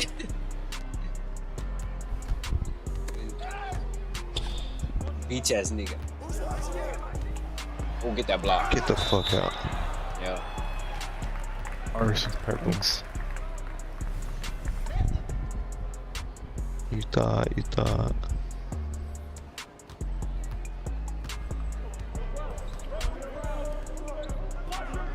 Oh, I had it too long. Snaggy? Alright. Good pass though. I gotta make that shit. Oh, that shit went off. No meter. Hey, there we go. Oh.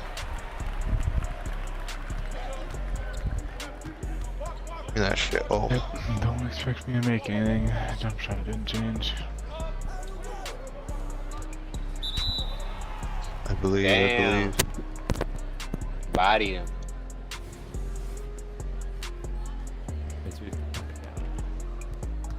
No, it'll change after this game. If you don't back out, it takes one game.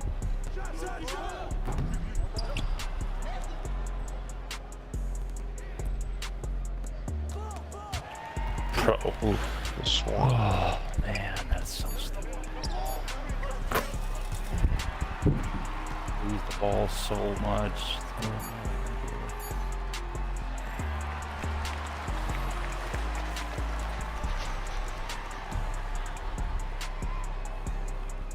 But But Hey, it's me. I got it.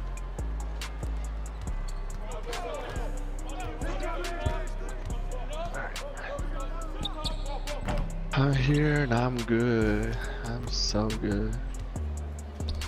oh, good. that's my steal. Oh, that one too. Oh my god, bro. Hold the interceptor. Oh, he baited me.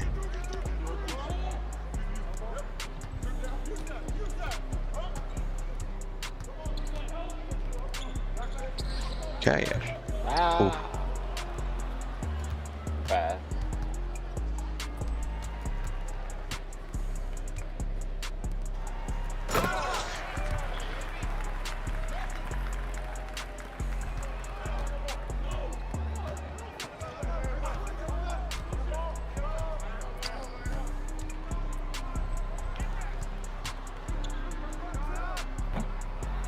Dude, I'm getting tests on every single fade. Fuck is that so this Damn. Good steal. That's early. Contested.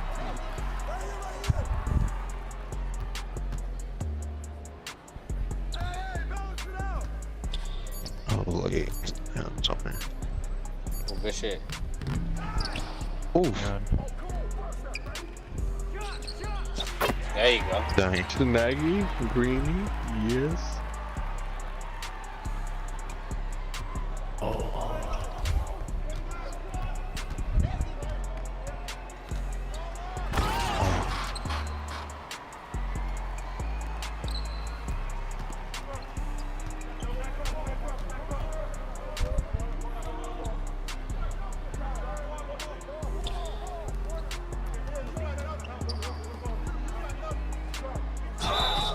Noah.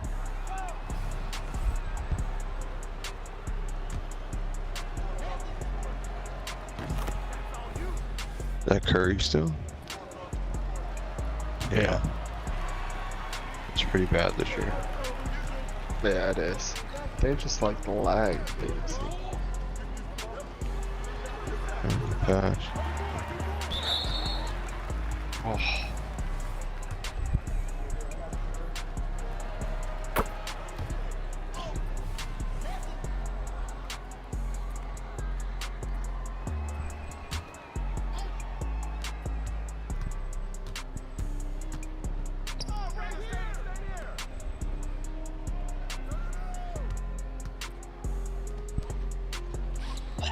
Good shot. That's the one I make. Yeah. I'm locked. I'm locked.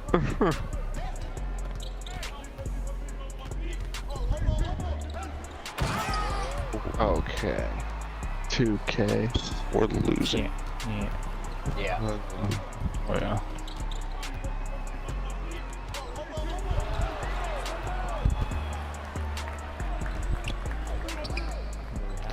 It's a pump. Oh, flag. Oh. Oh, oh. Oh. Oh. Oh. Is there? I mean, the last two I missed because I don't know why. So I was like, I'm gonna try this one off the dribble. I gotta turn that notification thing back on to see if I'm late or early or. I think I'm just. Feedback. earlier. Yeah, shot feedback.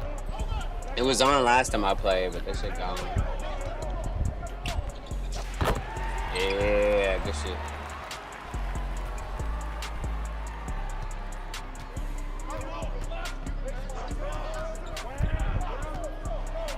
Hell nah, good shit. Yo. So annoying. I was about to say he gonna pass. The dude on guard and don't want the ball necessarily. Dropping. Hell nah, damn. Jeez. Double fisted.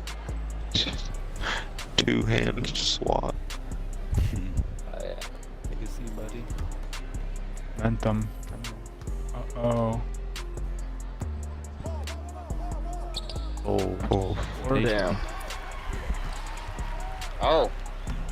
Oh, I thought you were gonna body his. Nah, this dude ain't actually my dunk is probably higher than my layup right now. I gotta look at it again. I can't remember. Hey. Momentum. Here it comes.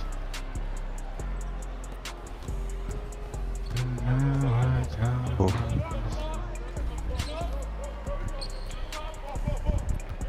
What did you sell? Oh, he's out. It's a cell bear. They said we They did could multiple feel it. defensive stops. Yeah. I can feel it slipping. Oh shit, you're B. Oh. Yeah, B. What? Great starter. It's not on that thing. Oh, he's not. What a animation.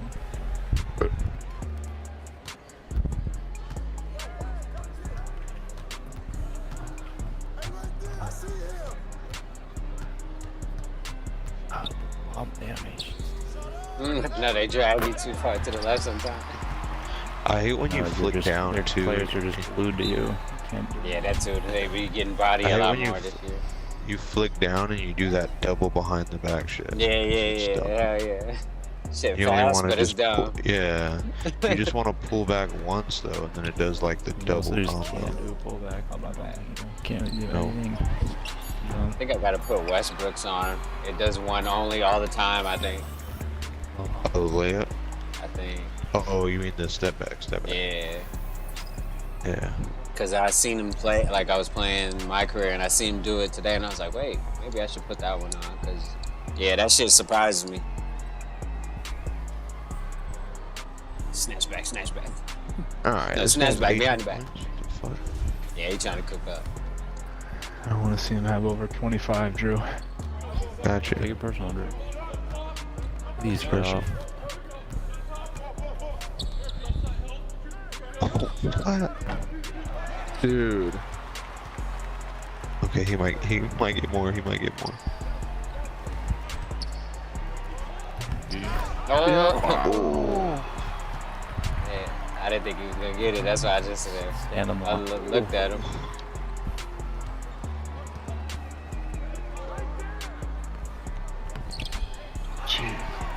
Jesus, fuck. I'm selling the fucking guy, man. Dude, muscle his ass. Oh.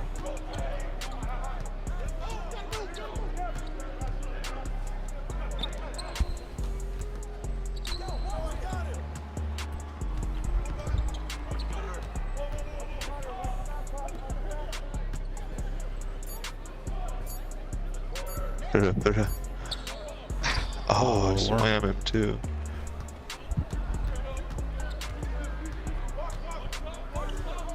Still, oh. No way. And he gets right through.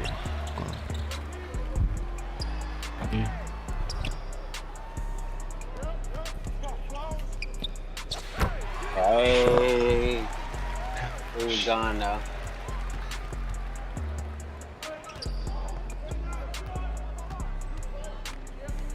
Oh, I thought it was the other guy.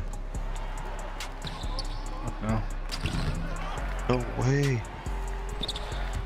Get the fuck out. Oh, that's very late. Damn.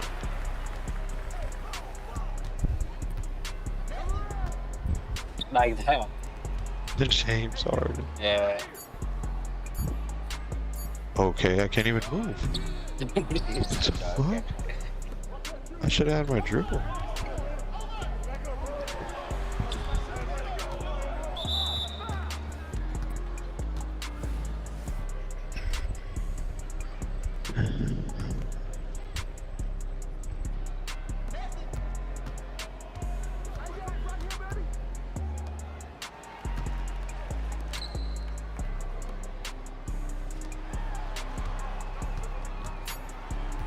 Fuck no. Yeah. Hey. Tight. He hanging.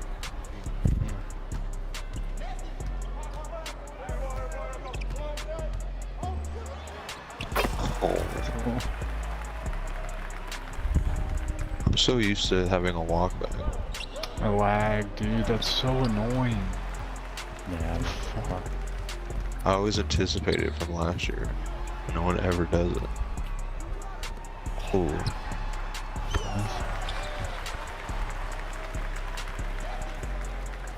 He got me.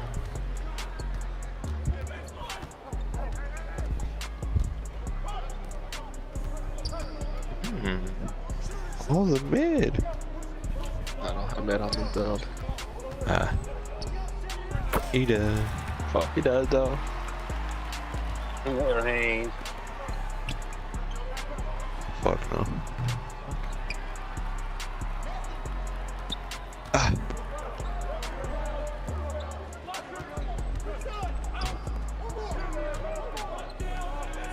Hey. Good shit. Come on. Oh. Grab black. Oh shit. Come on, that's goddamn still the motherfucker on it. Yeah, dribble it all up. Oh shit. Bro, I knew it. Shit. They made you slap him. There should be a way where you get less of a contest, but that it nigga- lowers the chances of fucking. You think Doing Challenger was that? Damn. True. Pretty sure it's gold challenger too.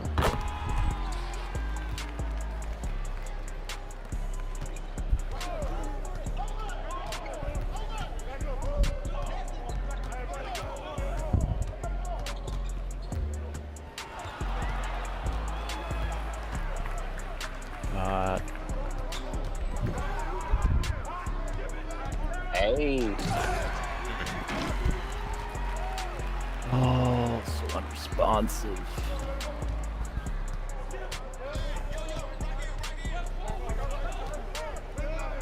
Did I drink the Gatorade I brought or what? I don't even feel like this either. Nah, just.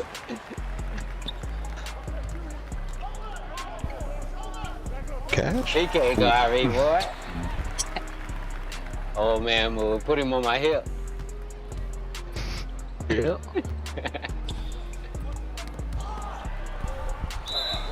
Bitch. Get it. Oh. Feisty. Mm-hmm. It's that one nigga dance from the football. What's it? I got bounced. Oh. Nice little layup for some reason. They gave you a layup.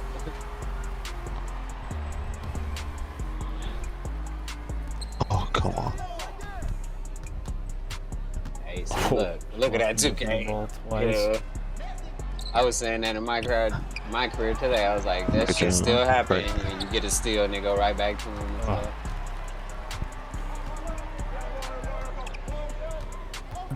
See, I can't go ball hand. I hate that dribble style. Shooting. Can't really go ball hand with any of them. Just a little slow on speakers. Yeah. Maybe only in, I was about to say maybe when you get the badge, but not even in. They done nerfed that shit. Oh, bro. What the fuck?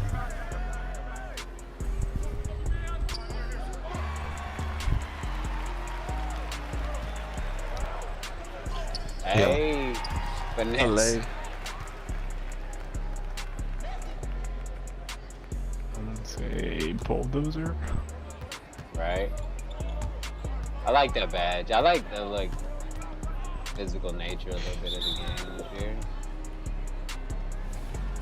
year. I feel like there's good base to it. It's just it's missing a lot of shit. Yeah. Get out of here. It's their first year trying to actually make contact with each other, so you know what I mean? More often on defense and shit. Take that real quick. Kid, Hey, guard one Hey, person. good shit. No clue. I'm strong. For whatever reason.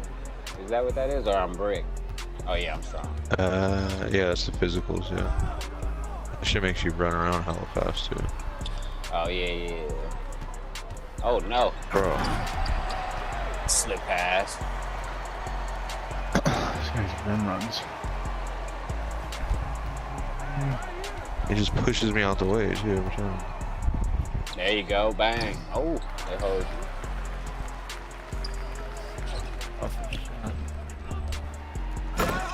Oh.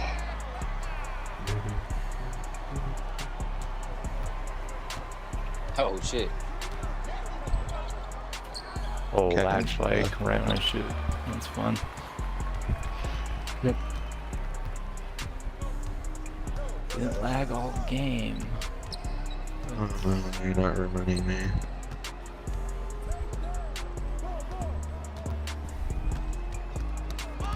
Yeah, I'm bigger than you. Oh. God. Oh. Almost.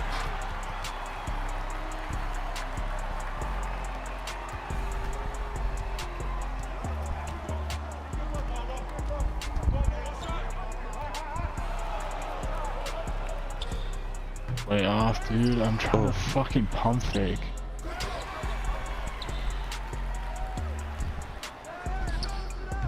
Oh, I missed. Oh my god. Fucking horse him. Yeah. I was supposed to go in. I ain't hold it long enough, Yeah. though. But you get the idea. I ain't hold it long enough, but you get the idea, though. Shit. Oh, dang. What is happening? Jesus, stop! It's not a transition. He didn't fucking pass.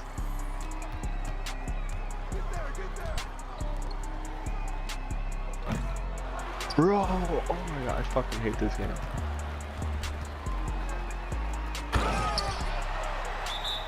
Every shot is so fucking different. Probably also doesn't help that I'm switching from 4 different builds. Yeah. That's probably the biggest problem.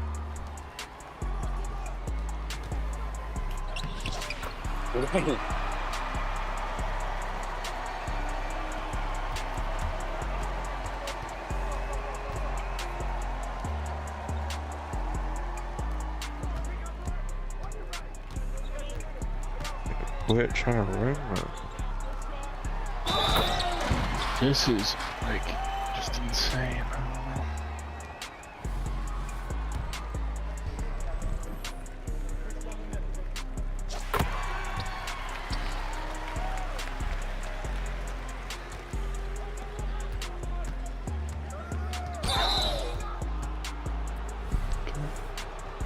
Good old jump foul.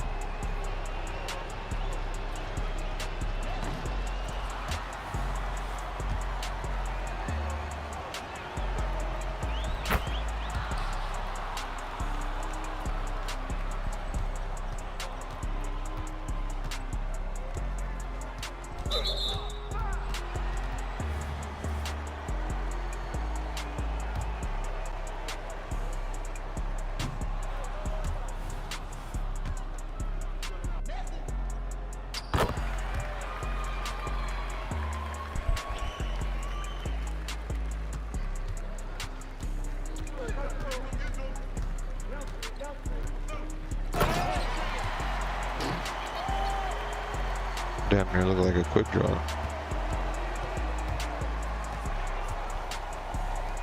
They're back.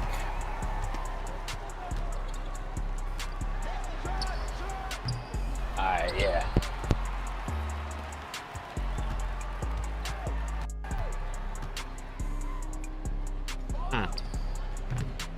My controller died. I'm back up. That shit isn't a good shot unless you're like on fire. Apparently. I don't believe that.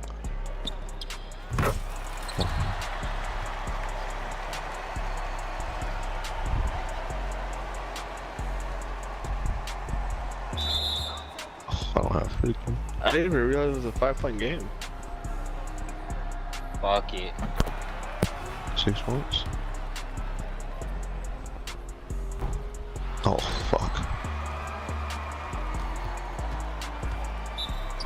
They're trying to get it to this guy that, 17 or 18. Uh-oh. I don't know. He flop. Oh, I suck. Fuck. He said, I'm gonna get it off the page.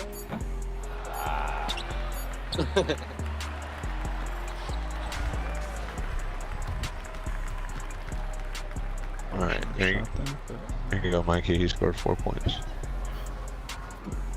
There you go.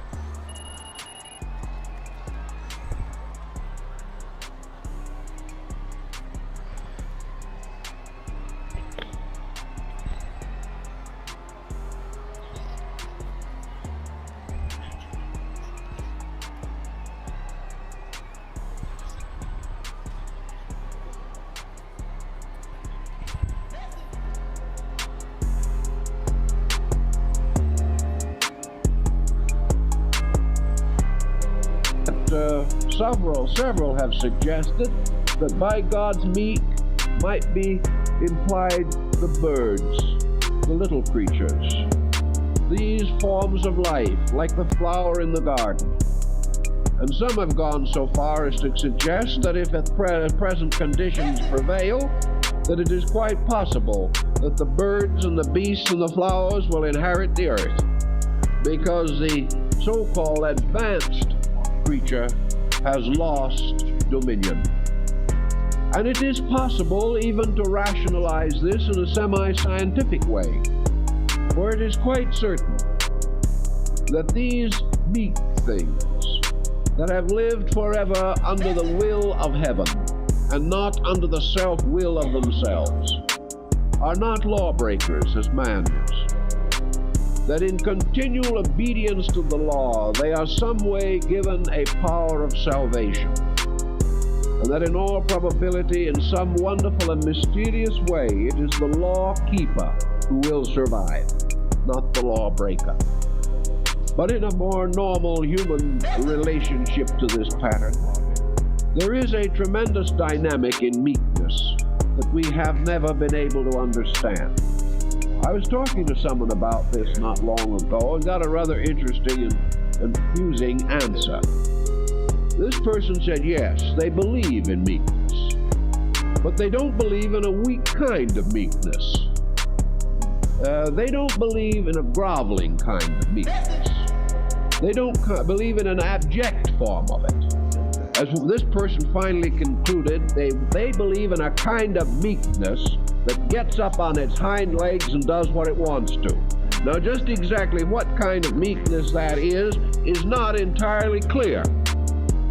But apparently, 19 centuries of Christian theology has not clarified the point.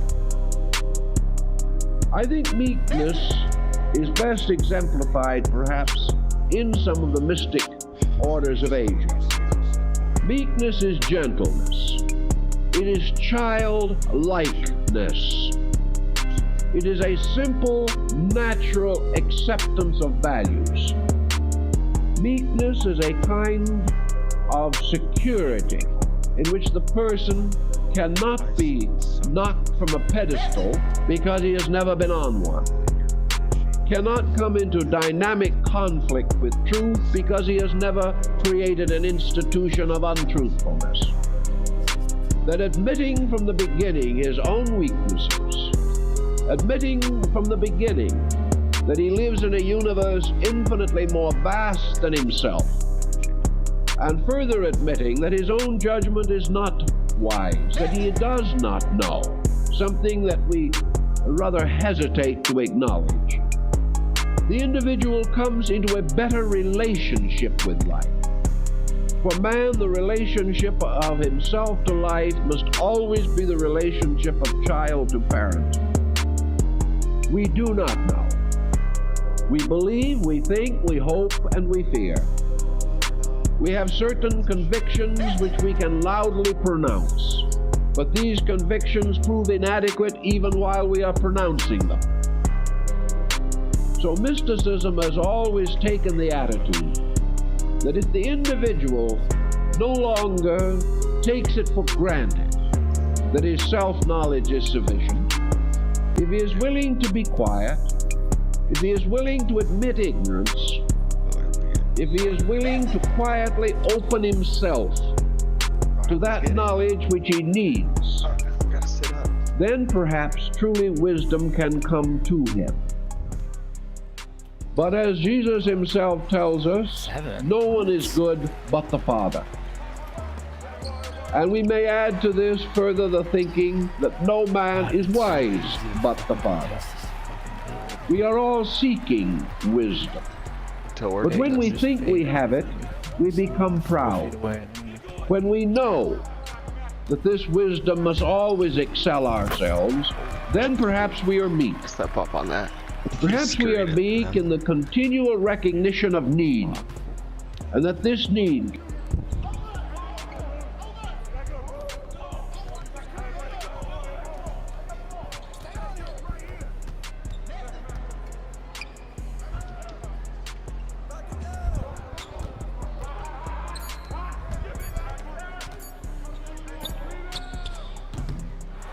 Oh.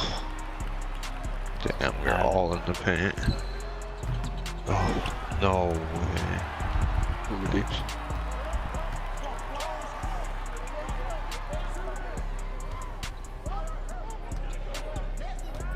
I need some screens. This guy's a pure lock. No. I gotta be able to hit this fucking. There. Okay, that's a 9.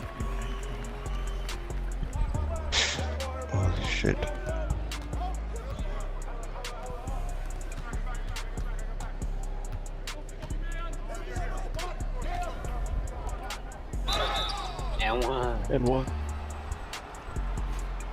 Oh, great. The baby wakes up. I'm so tough. Let's see. Hey, good shot. Might have to go, maybe not. Mm-mm. Baby's jolly, bro. Yeah, thank you, Cloud, thank you. Oh, wow. Damn it. Dude, such an L because if I fucking jumped, it's an automatic foul. Hands up, no contest. Just play the side with me. I have Just- no idea. They're gonna have to rotate out of the corner. So that's the only fucking bet. Doesn't quite changed. Oh my fucking god.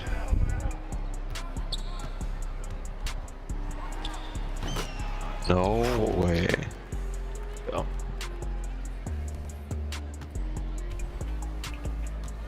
Who the fuck did we run into? Can't dribble.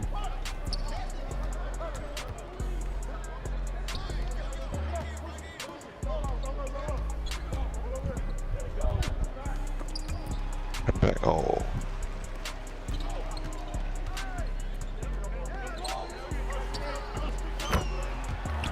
Dang. Zens. I hit everything.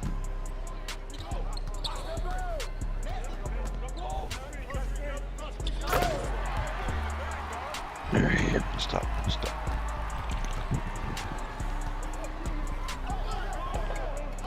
Dude, what is this Hall of Fame? Oh my god.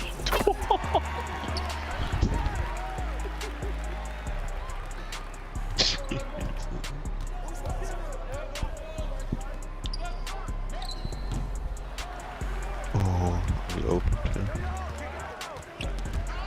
Shit. Yikes. Oh.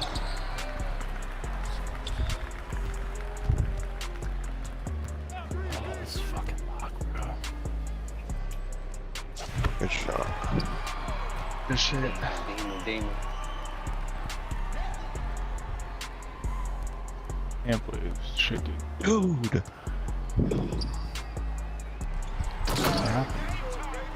I jumped on that. 3.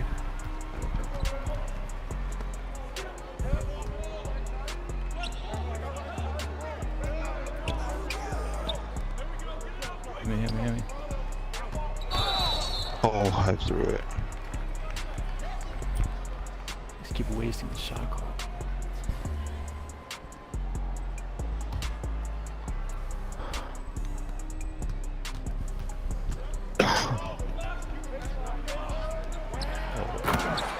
Dude. Over this.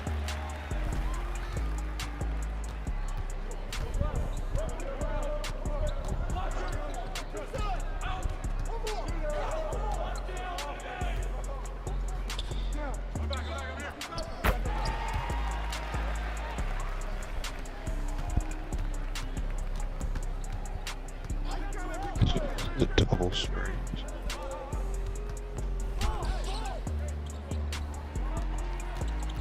Fade. And he wants it. No way. Oh, Howard. Wants it.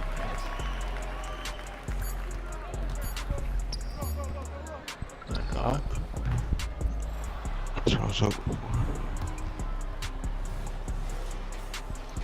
it's gonna be very tough. Eep. Especially since we can't shoot. Point guard is not moving.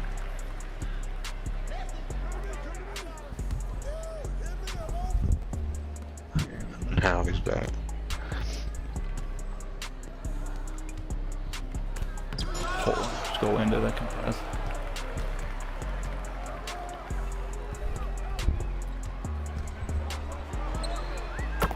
No way. Guys don't miss. Yeah. This is tough. They all 40.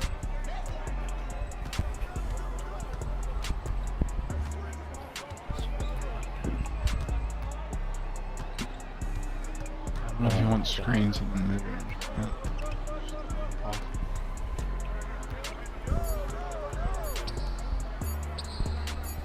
I'm just building a wall. Get in there.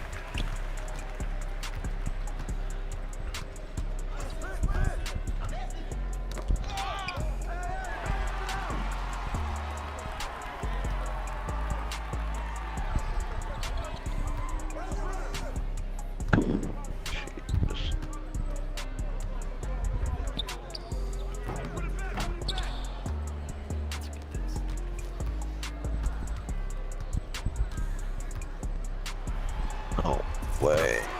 Oh. Yeah, get out of here.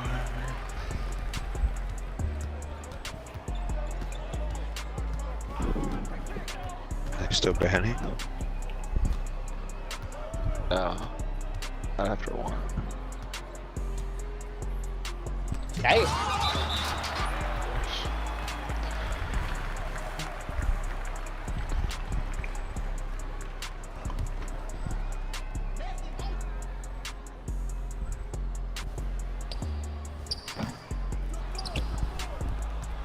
Early? What? She said early. Okay, I'm out of here. Yep. Stuff.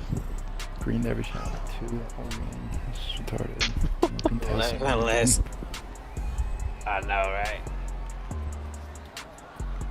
Like, that's what I don't get. People can shoot like that, and I just still can't find my fucking jump shot. Yeah. But I mean, maybe it is that What's up, fucking Eric? close shot, because none of my builds have close shot. NBA 2K You're last watching night. NBA 2K TV. I don't know. That dude was green. I mean, I'm going based off deep. Yeah. all this shit I've seen, like, on YouTube. No takeover. Just greening them. Right? You didn't even have to warm up. I'm definitely not bringing the 6-9 again, because I felt fucking cruised.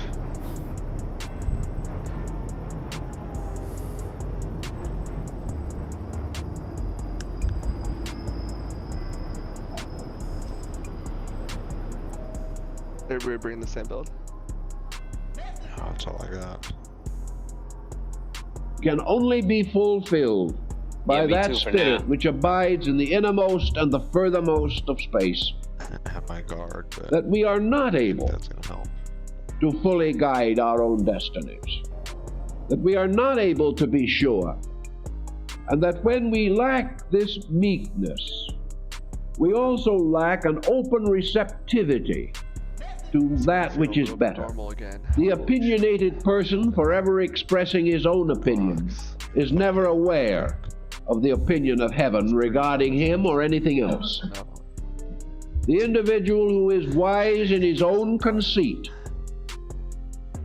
is nearly always on the verge of dilemma. So perhaps truly wisdom can come to him. But as Jesus himself tells us, no one is good but the Father. And we may add to this further the thinking that no man is wise but the Father. We are all seeking wisdom. That was insane. But when we think we have it, we become proud. That shit is When we know fair. that this wisdom must always excel ourselves, then perhaps we are meek.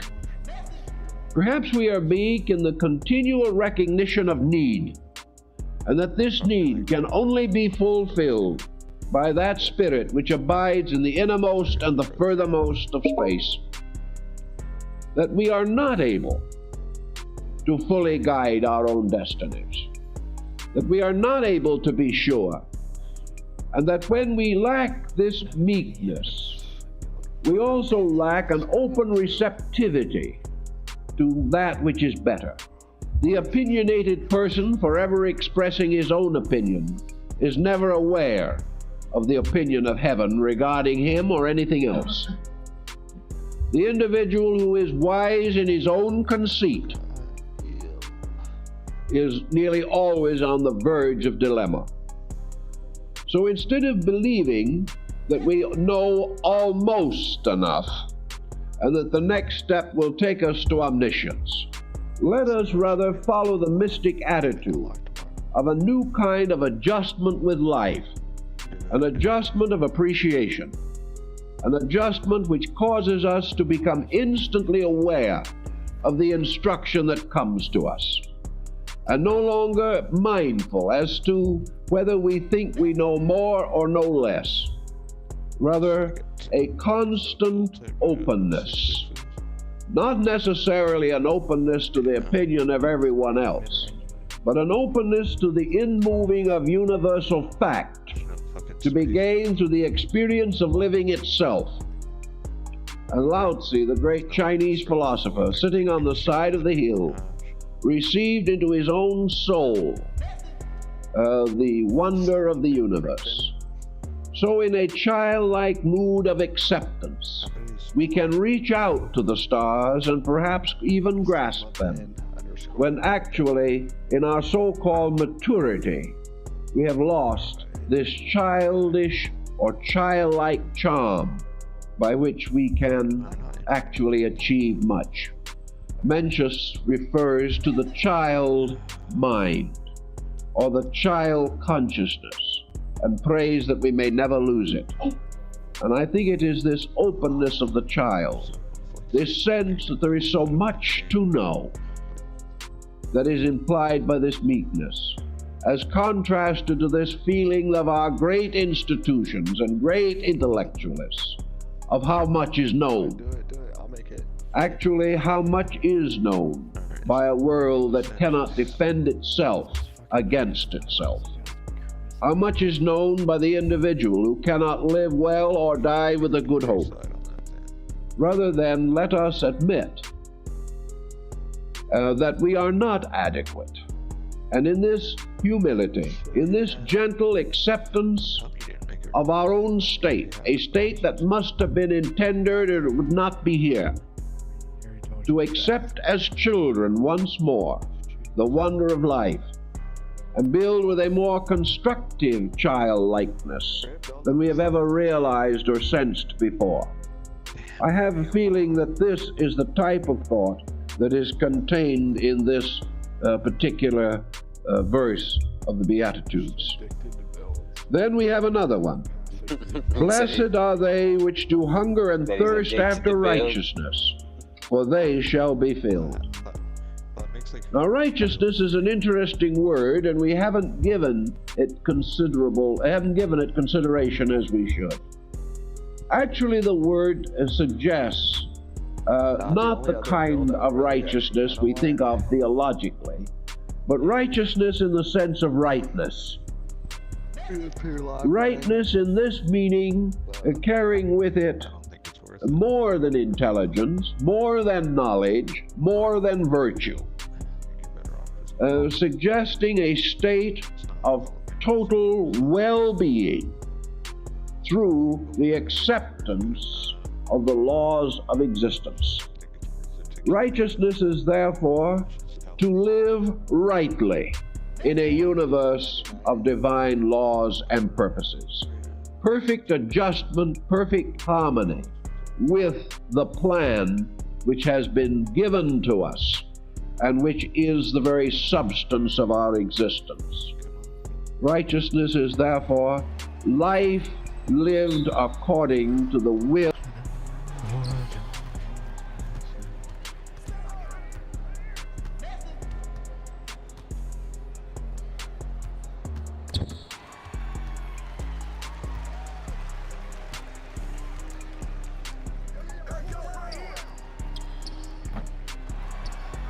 Yeah, this.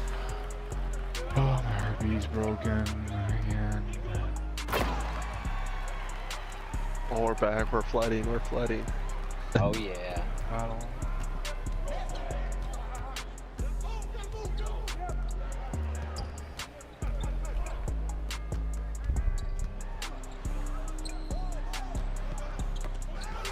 Shot it.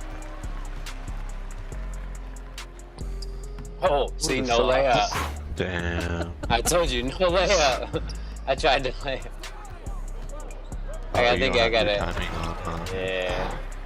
Yeah, I if gotta you don't put have that no shit up. layup, you gotta put your timing on. Or, You really? I need to do that Yeah. shit then too. You know. Yeah, if you far. don't have live, you can still bring the time.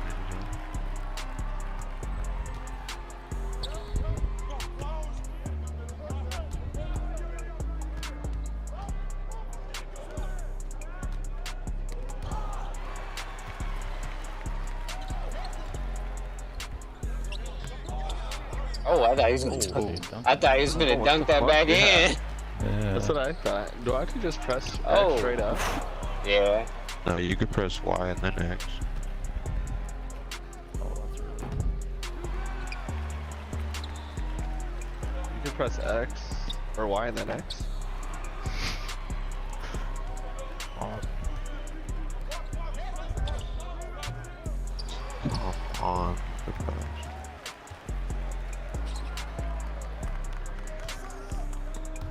Damn, picked his pocket.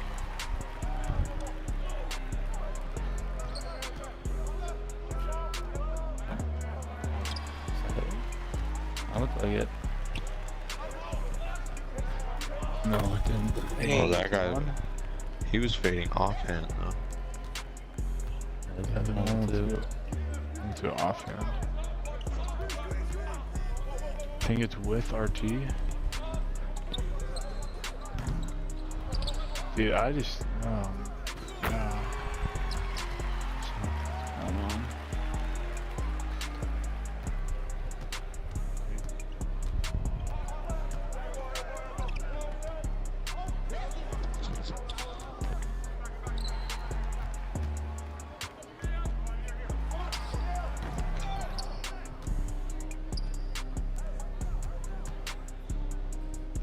Shot.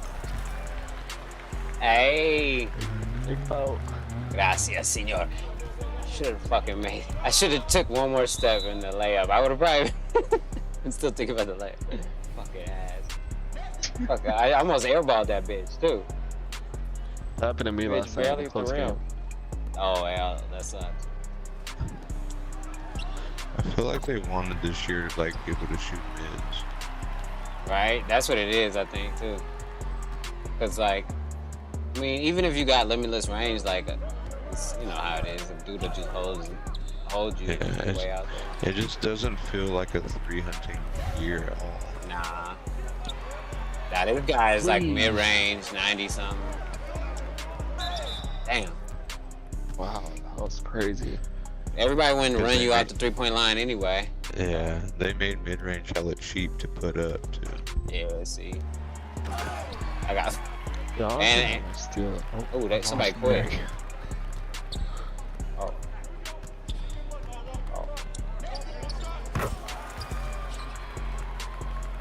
Oh.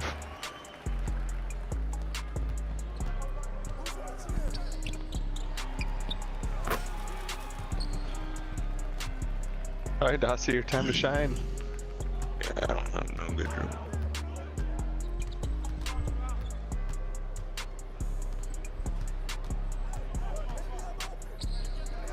Oh, I had it too long? Yeah, too late. Alright, cool, I got it.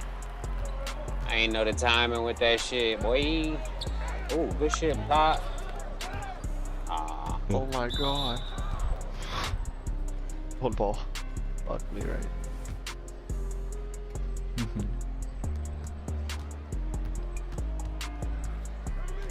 Jesus.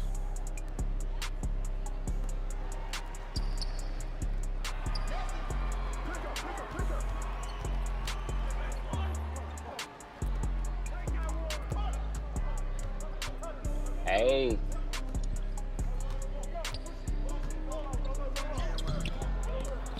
Oh, get it.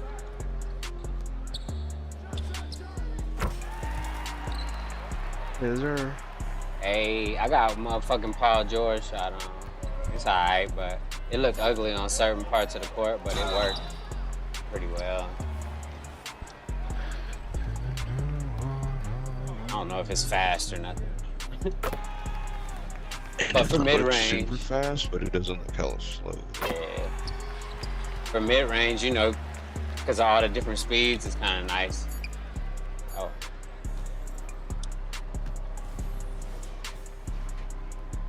See, like right there, you catching the ball, they already on you. above the 3-point line. You know what I mean? You gotta dribble once, twice anyway. Shit. Wow, what was that slow ass?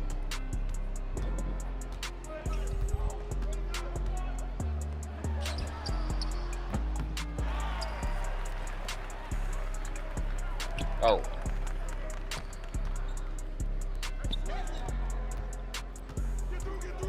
Okay. I don't know where to go. What's that move? Ball? Shot. Oh. Right back. About to say pass it to crib. Let him shoot. Hold.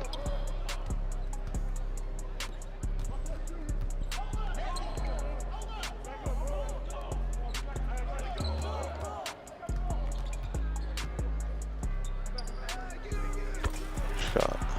Yeah. I don't know who, maybe Jordan or Kobe. Off the dribble shit. Hey, good steal, bro. Man. Oh, come on. I almost got that shit. Oh.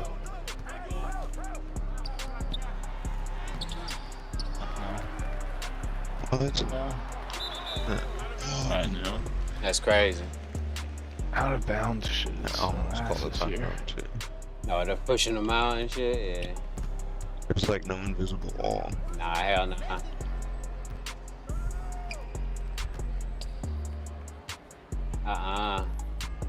Me and Platt just built a wall. Yeah. Hold the wall.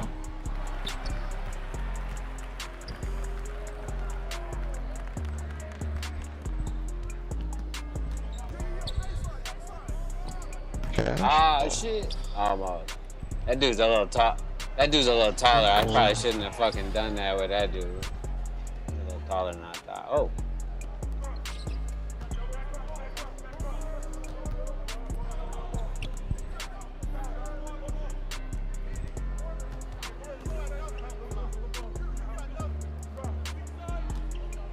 I'm trying to move. Oh, fucking flat.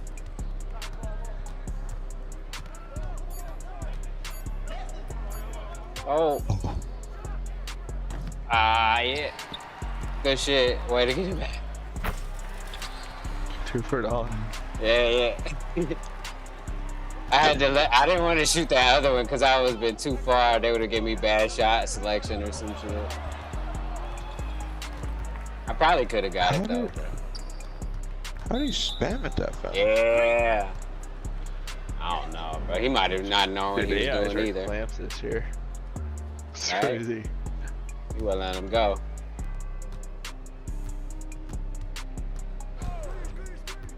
Oh. Good shit.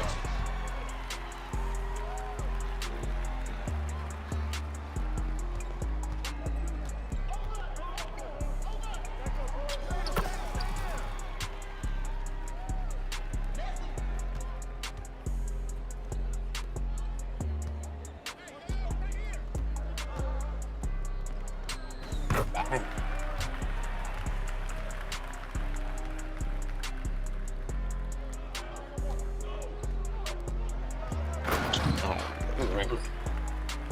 That's the reason why I stopped playing that one year, because it was just so bad.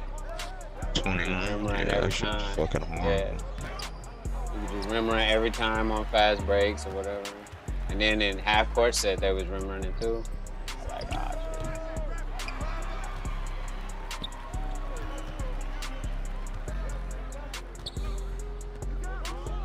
What? Bullshit, bro. It was like I didn't even get a meter. Oh, he's good.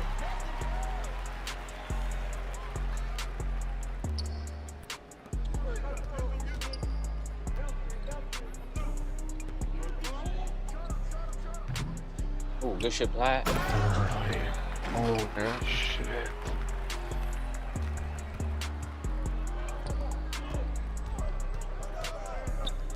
Is Nick coming back? Do not banned. Not bad.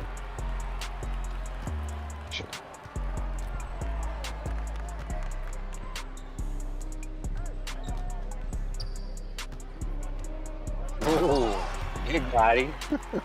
I like it.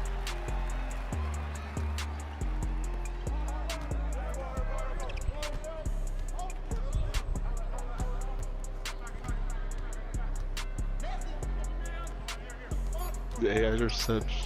Man. Aww. Oh, I was they on hit his it. bike. On a bike. Damn.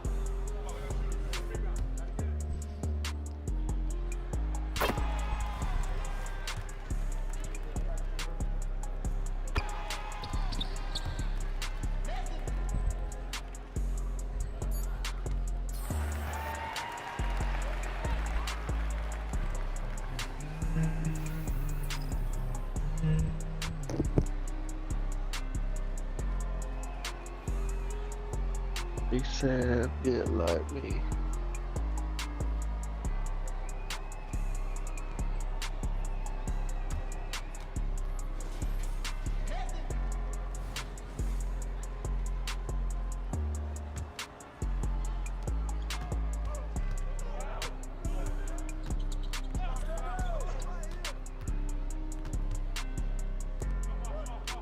Back. Oh. Shut.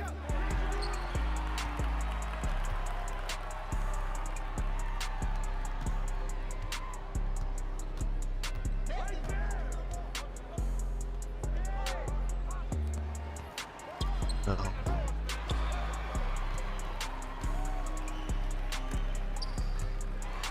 Oh, wow. So sick.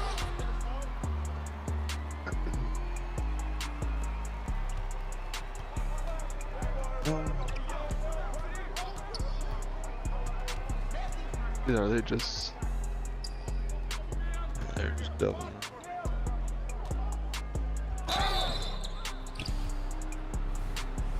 Yeah, he's playing zone and shit.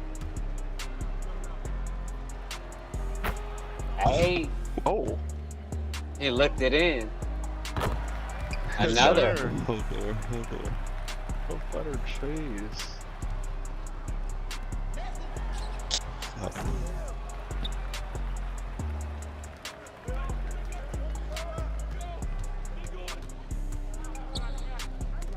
Oh, almost flat. Look, Yeah. lick.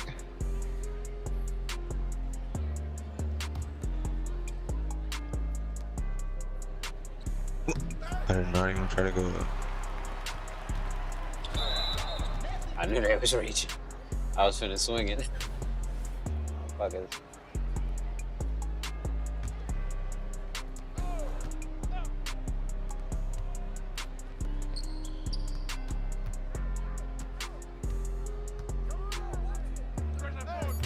Damn! Oh.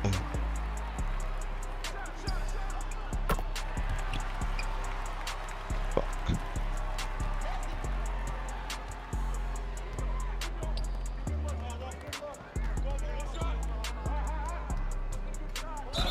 Good shit, good take. Damn.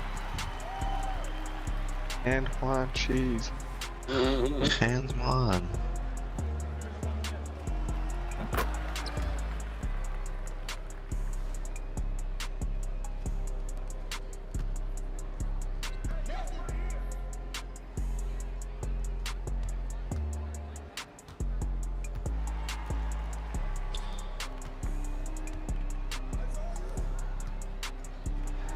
Fuck.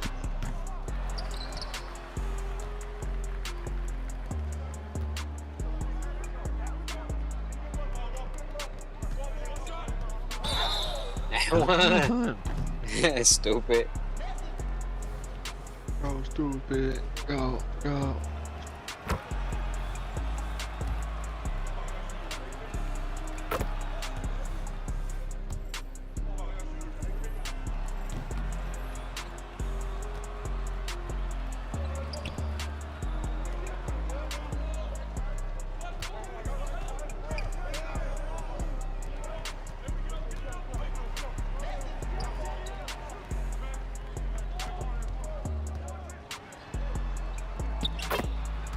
Oh my god.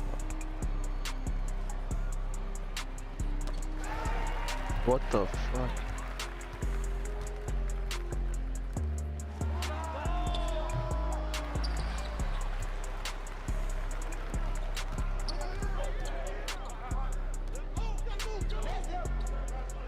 Body is last.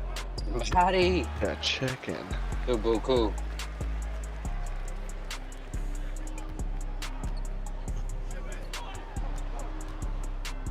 That's way too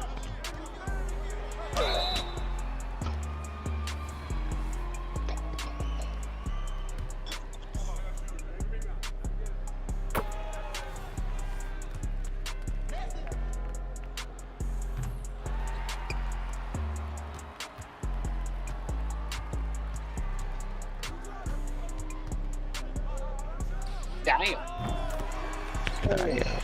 Dang. That shit better than me. Jump shot. It's kind of disgusting.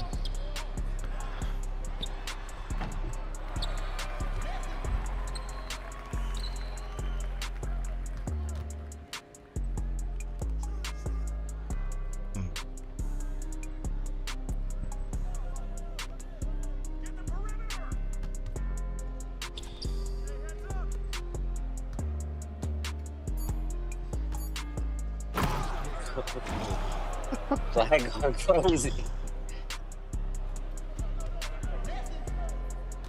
They made Bills with no scruff.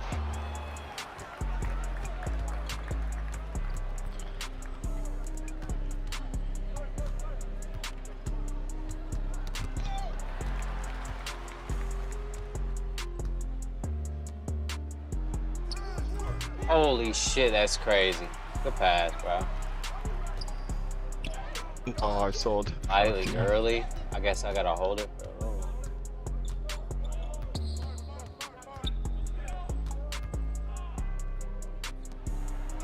Hell no, that's weak. Good shit though.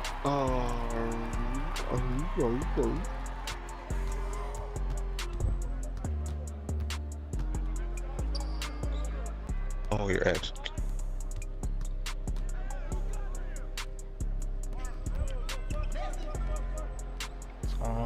Yeah, no, that's good. Good pass, bro. Oh, come on. Look at this shit.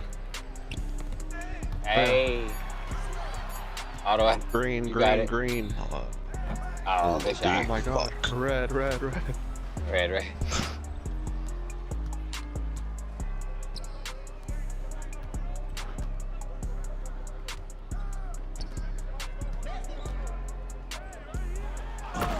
God damn. Underarm.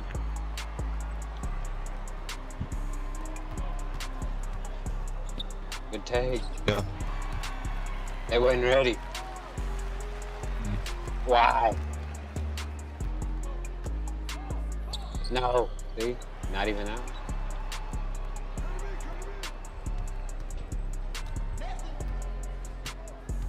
Come on, bro. This is basic.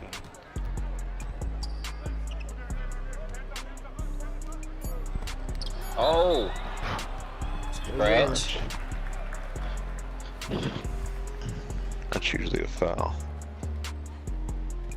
Mm-hmm. Yeah, shit.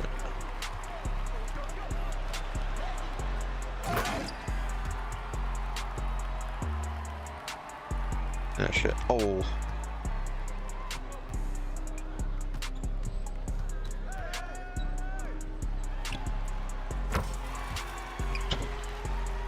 Damn. 7%.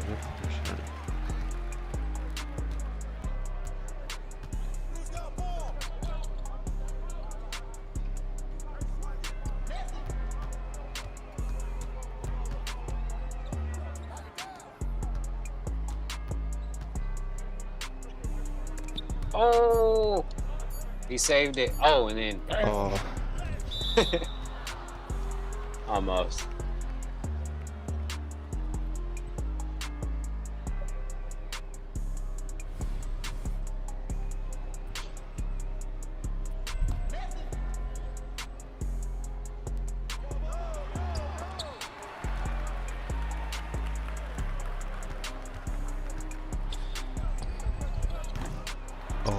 get it. Yeah, it's fucking.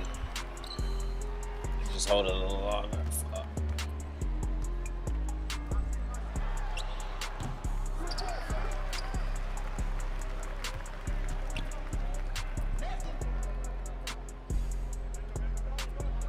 They're trying to be in the zone. The angles, though. The angles. They can't guard the whole floor.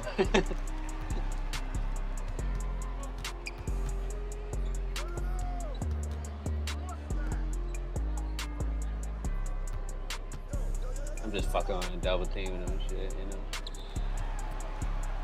Aka.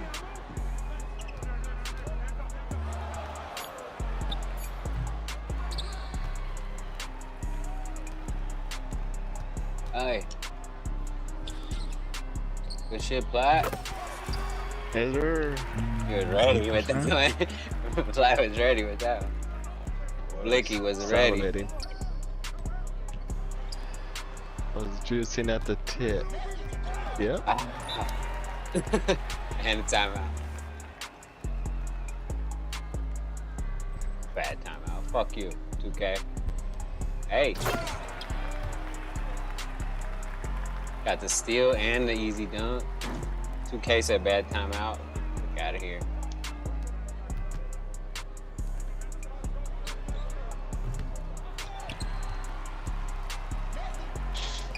Hey.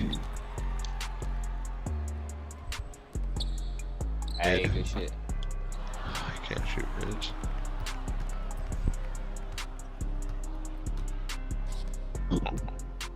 Oh, that's on me. The motherfucker pushed me into him. I got it though.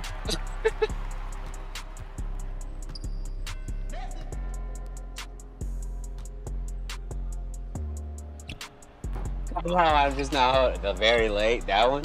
Oh, it must have been a pump fake one. Again. What?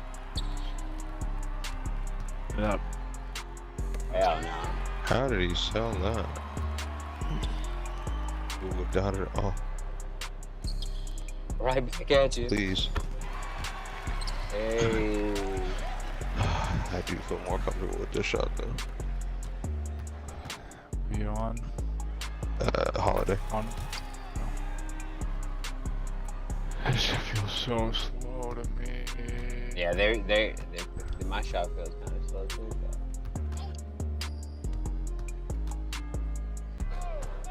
Definitely wasn't as fast as that kid that was shooting earlier. Yeah, fucking god.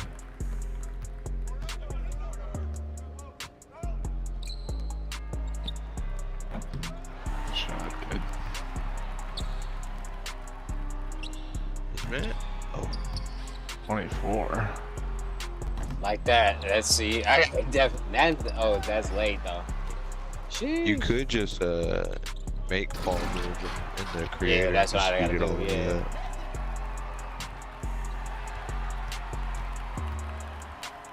Bang. I'm so fucking slow on this thing. Hey. Oh, yeah, I got you. Oh, I ran the wrong way. I lost. Oh, ooh, we got a 360, y'all. 360.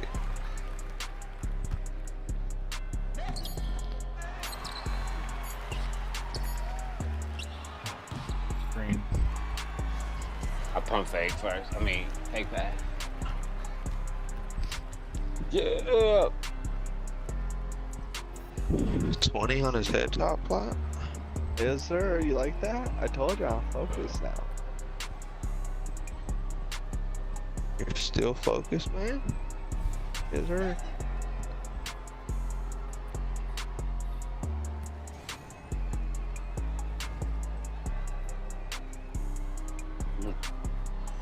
Luca had the coach on skates 4 hours ago. That's Just a clip. mixing him. Yeah. He made him fall at the practice gym after that little crossover. That's funny. Damn, Nick wasn't lying about this fucking scholar thing, dude. Oh, how he just shoots it up. My spin cycle went from silver to Hall of Fame.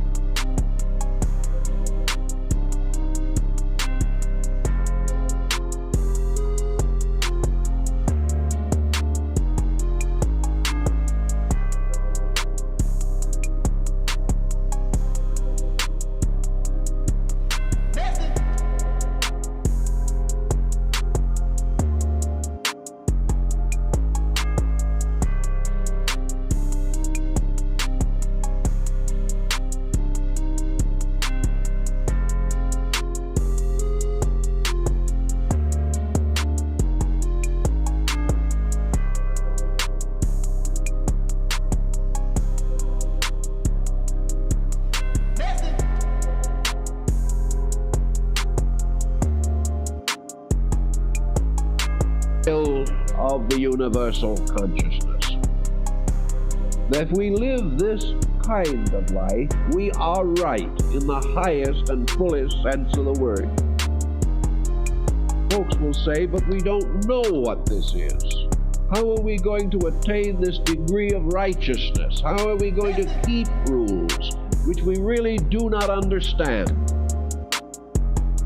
This causes us to go back perhaps to one of the previous statements, namely that if we are quiet, if we are humble, if we are gentle and not self-opinionated, these rules that we want to keep will manifest themselves to our consciousness by keeping us. The moment we stop making mistakes, the facts begin to clarify. The moment the individual does not do what is wrong, he is living in the substance of that which is right. He may not be able, with the mind, to answer all questions, but if he moves into harmony with the law, as Lao Tzu tells us, he becomes one with the law. The law moves him, the law sustains him, and he experiences it fully within himself. He becomes lawful by the simple religious observance of refraining from lawlessness.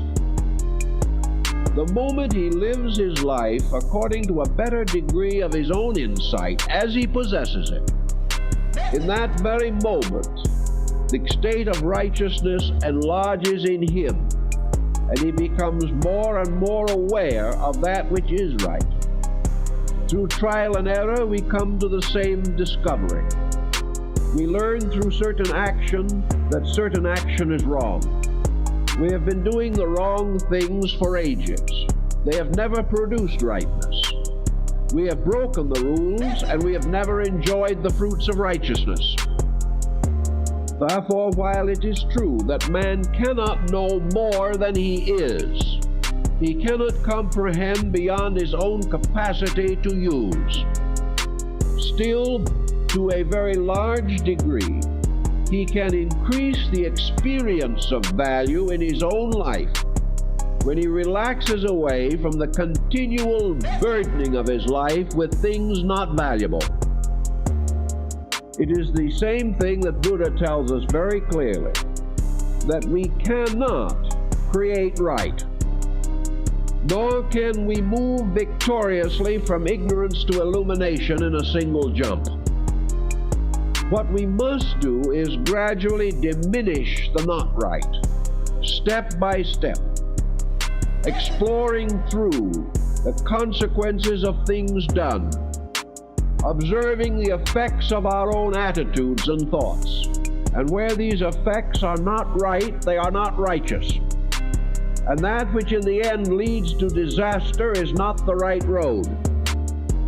And as long as we are willing to compromise and follow the ways of disaster, we must come in the end to that disaster which we have caused or sustained by our own conduct. To the degree, however, that we relax this pressure toward disaster, to the degree that we begin to cultivate naturally those graces which our own hearts tell us are good, to the degree that we begin to love the beautiful and serve the good and venerate the one, to the degree that we slowly relax those prejudices and opinions and intolerances which we know are wrong, as these relax within us, the state of righteousness enlarges in us. For righteousness is just normalcy. It is the thing as it should be, which comes into its own fullness when we stop preventing it by forcing things to be as they should not be. Therefore, righteousness is actual rightness. It is the experience of harmonious adjustment with the universal purpose, so that we are truly one with the Father Hey. in the purposes I'll let y'all which like. govern our conduct. Hey. Blessed are the merciful, for they shall obtain mercy.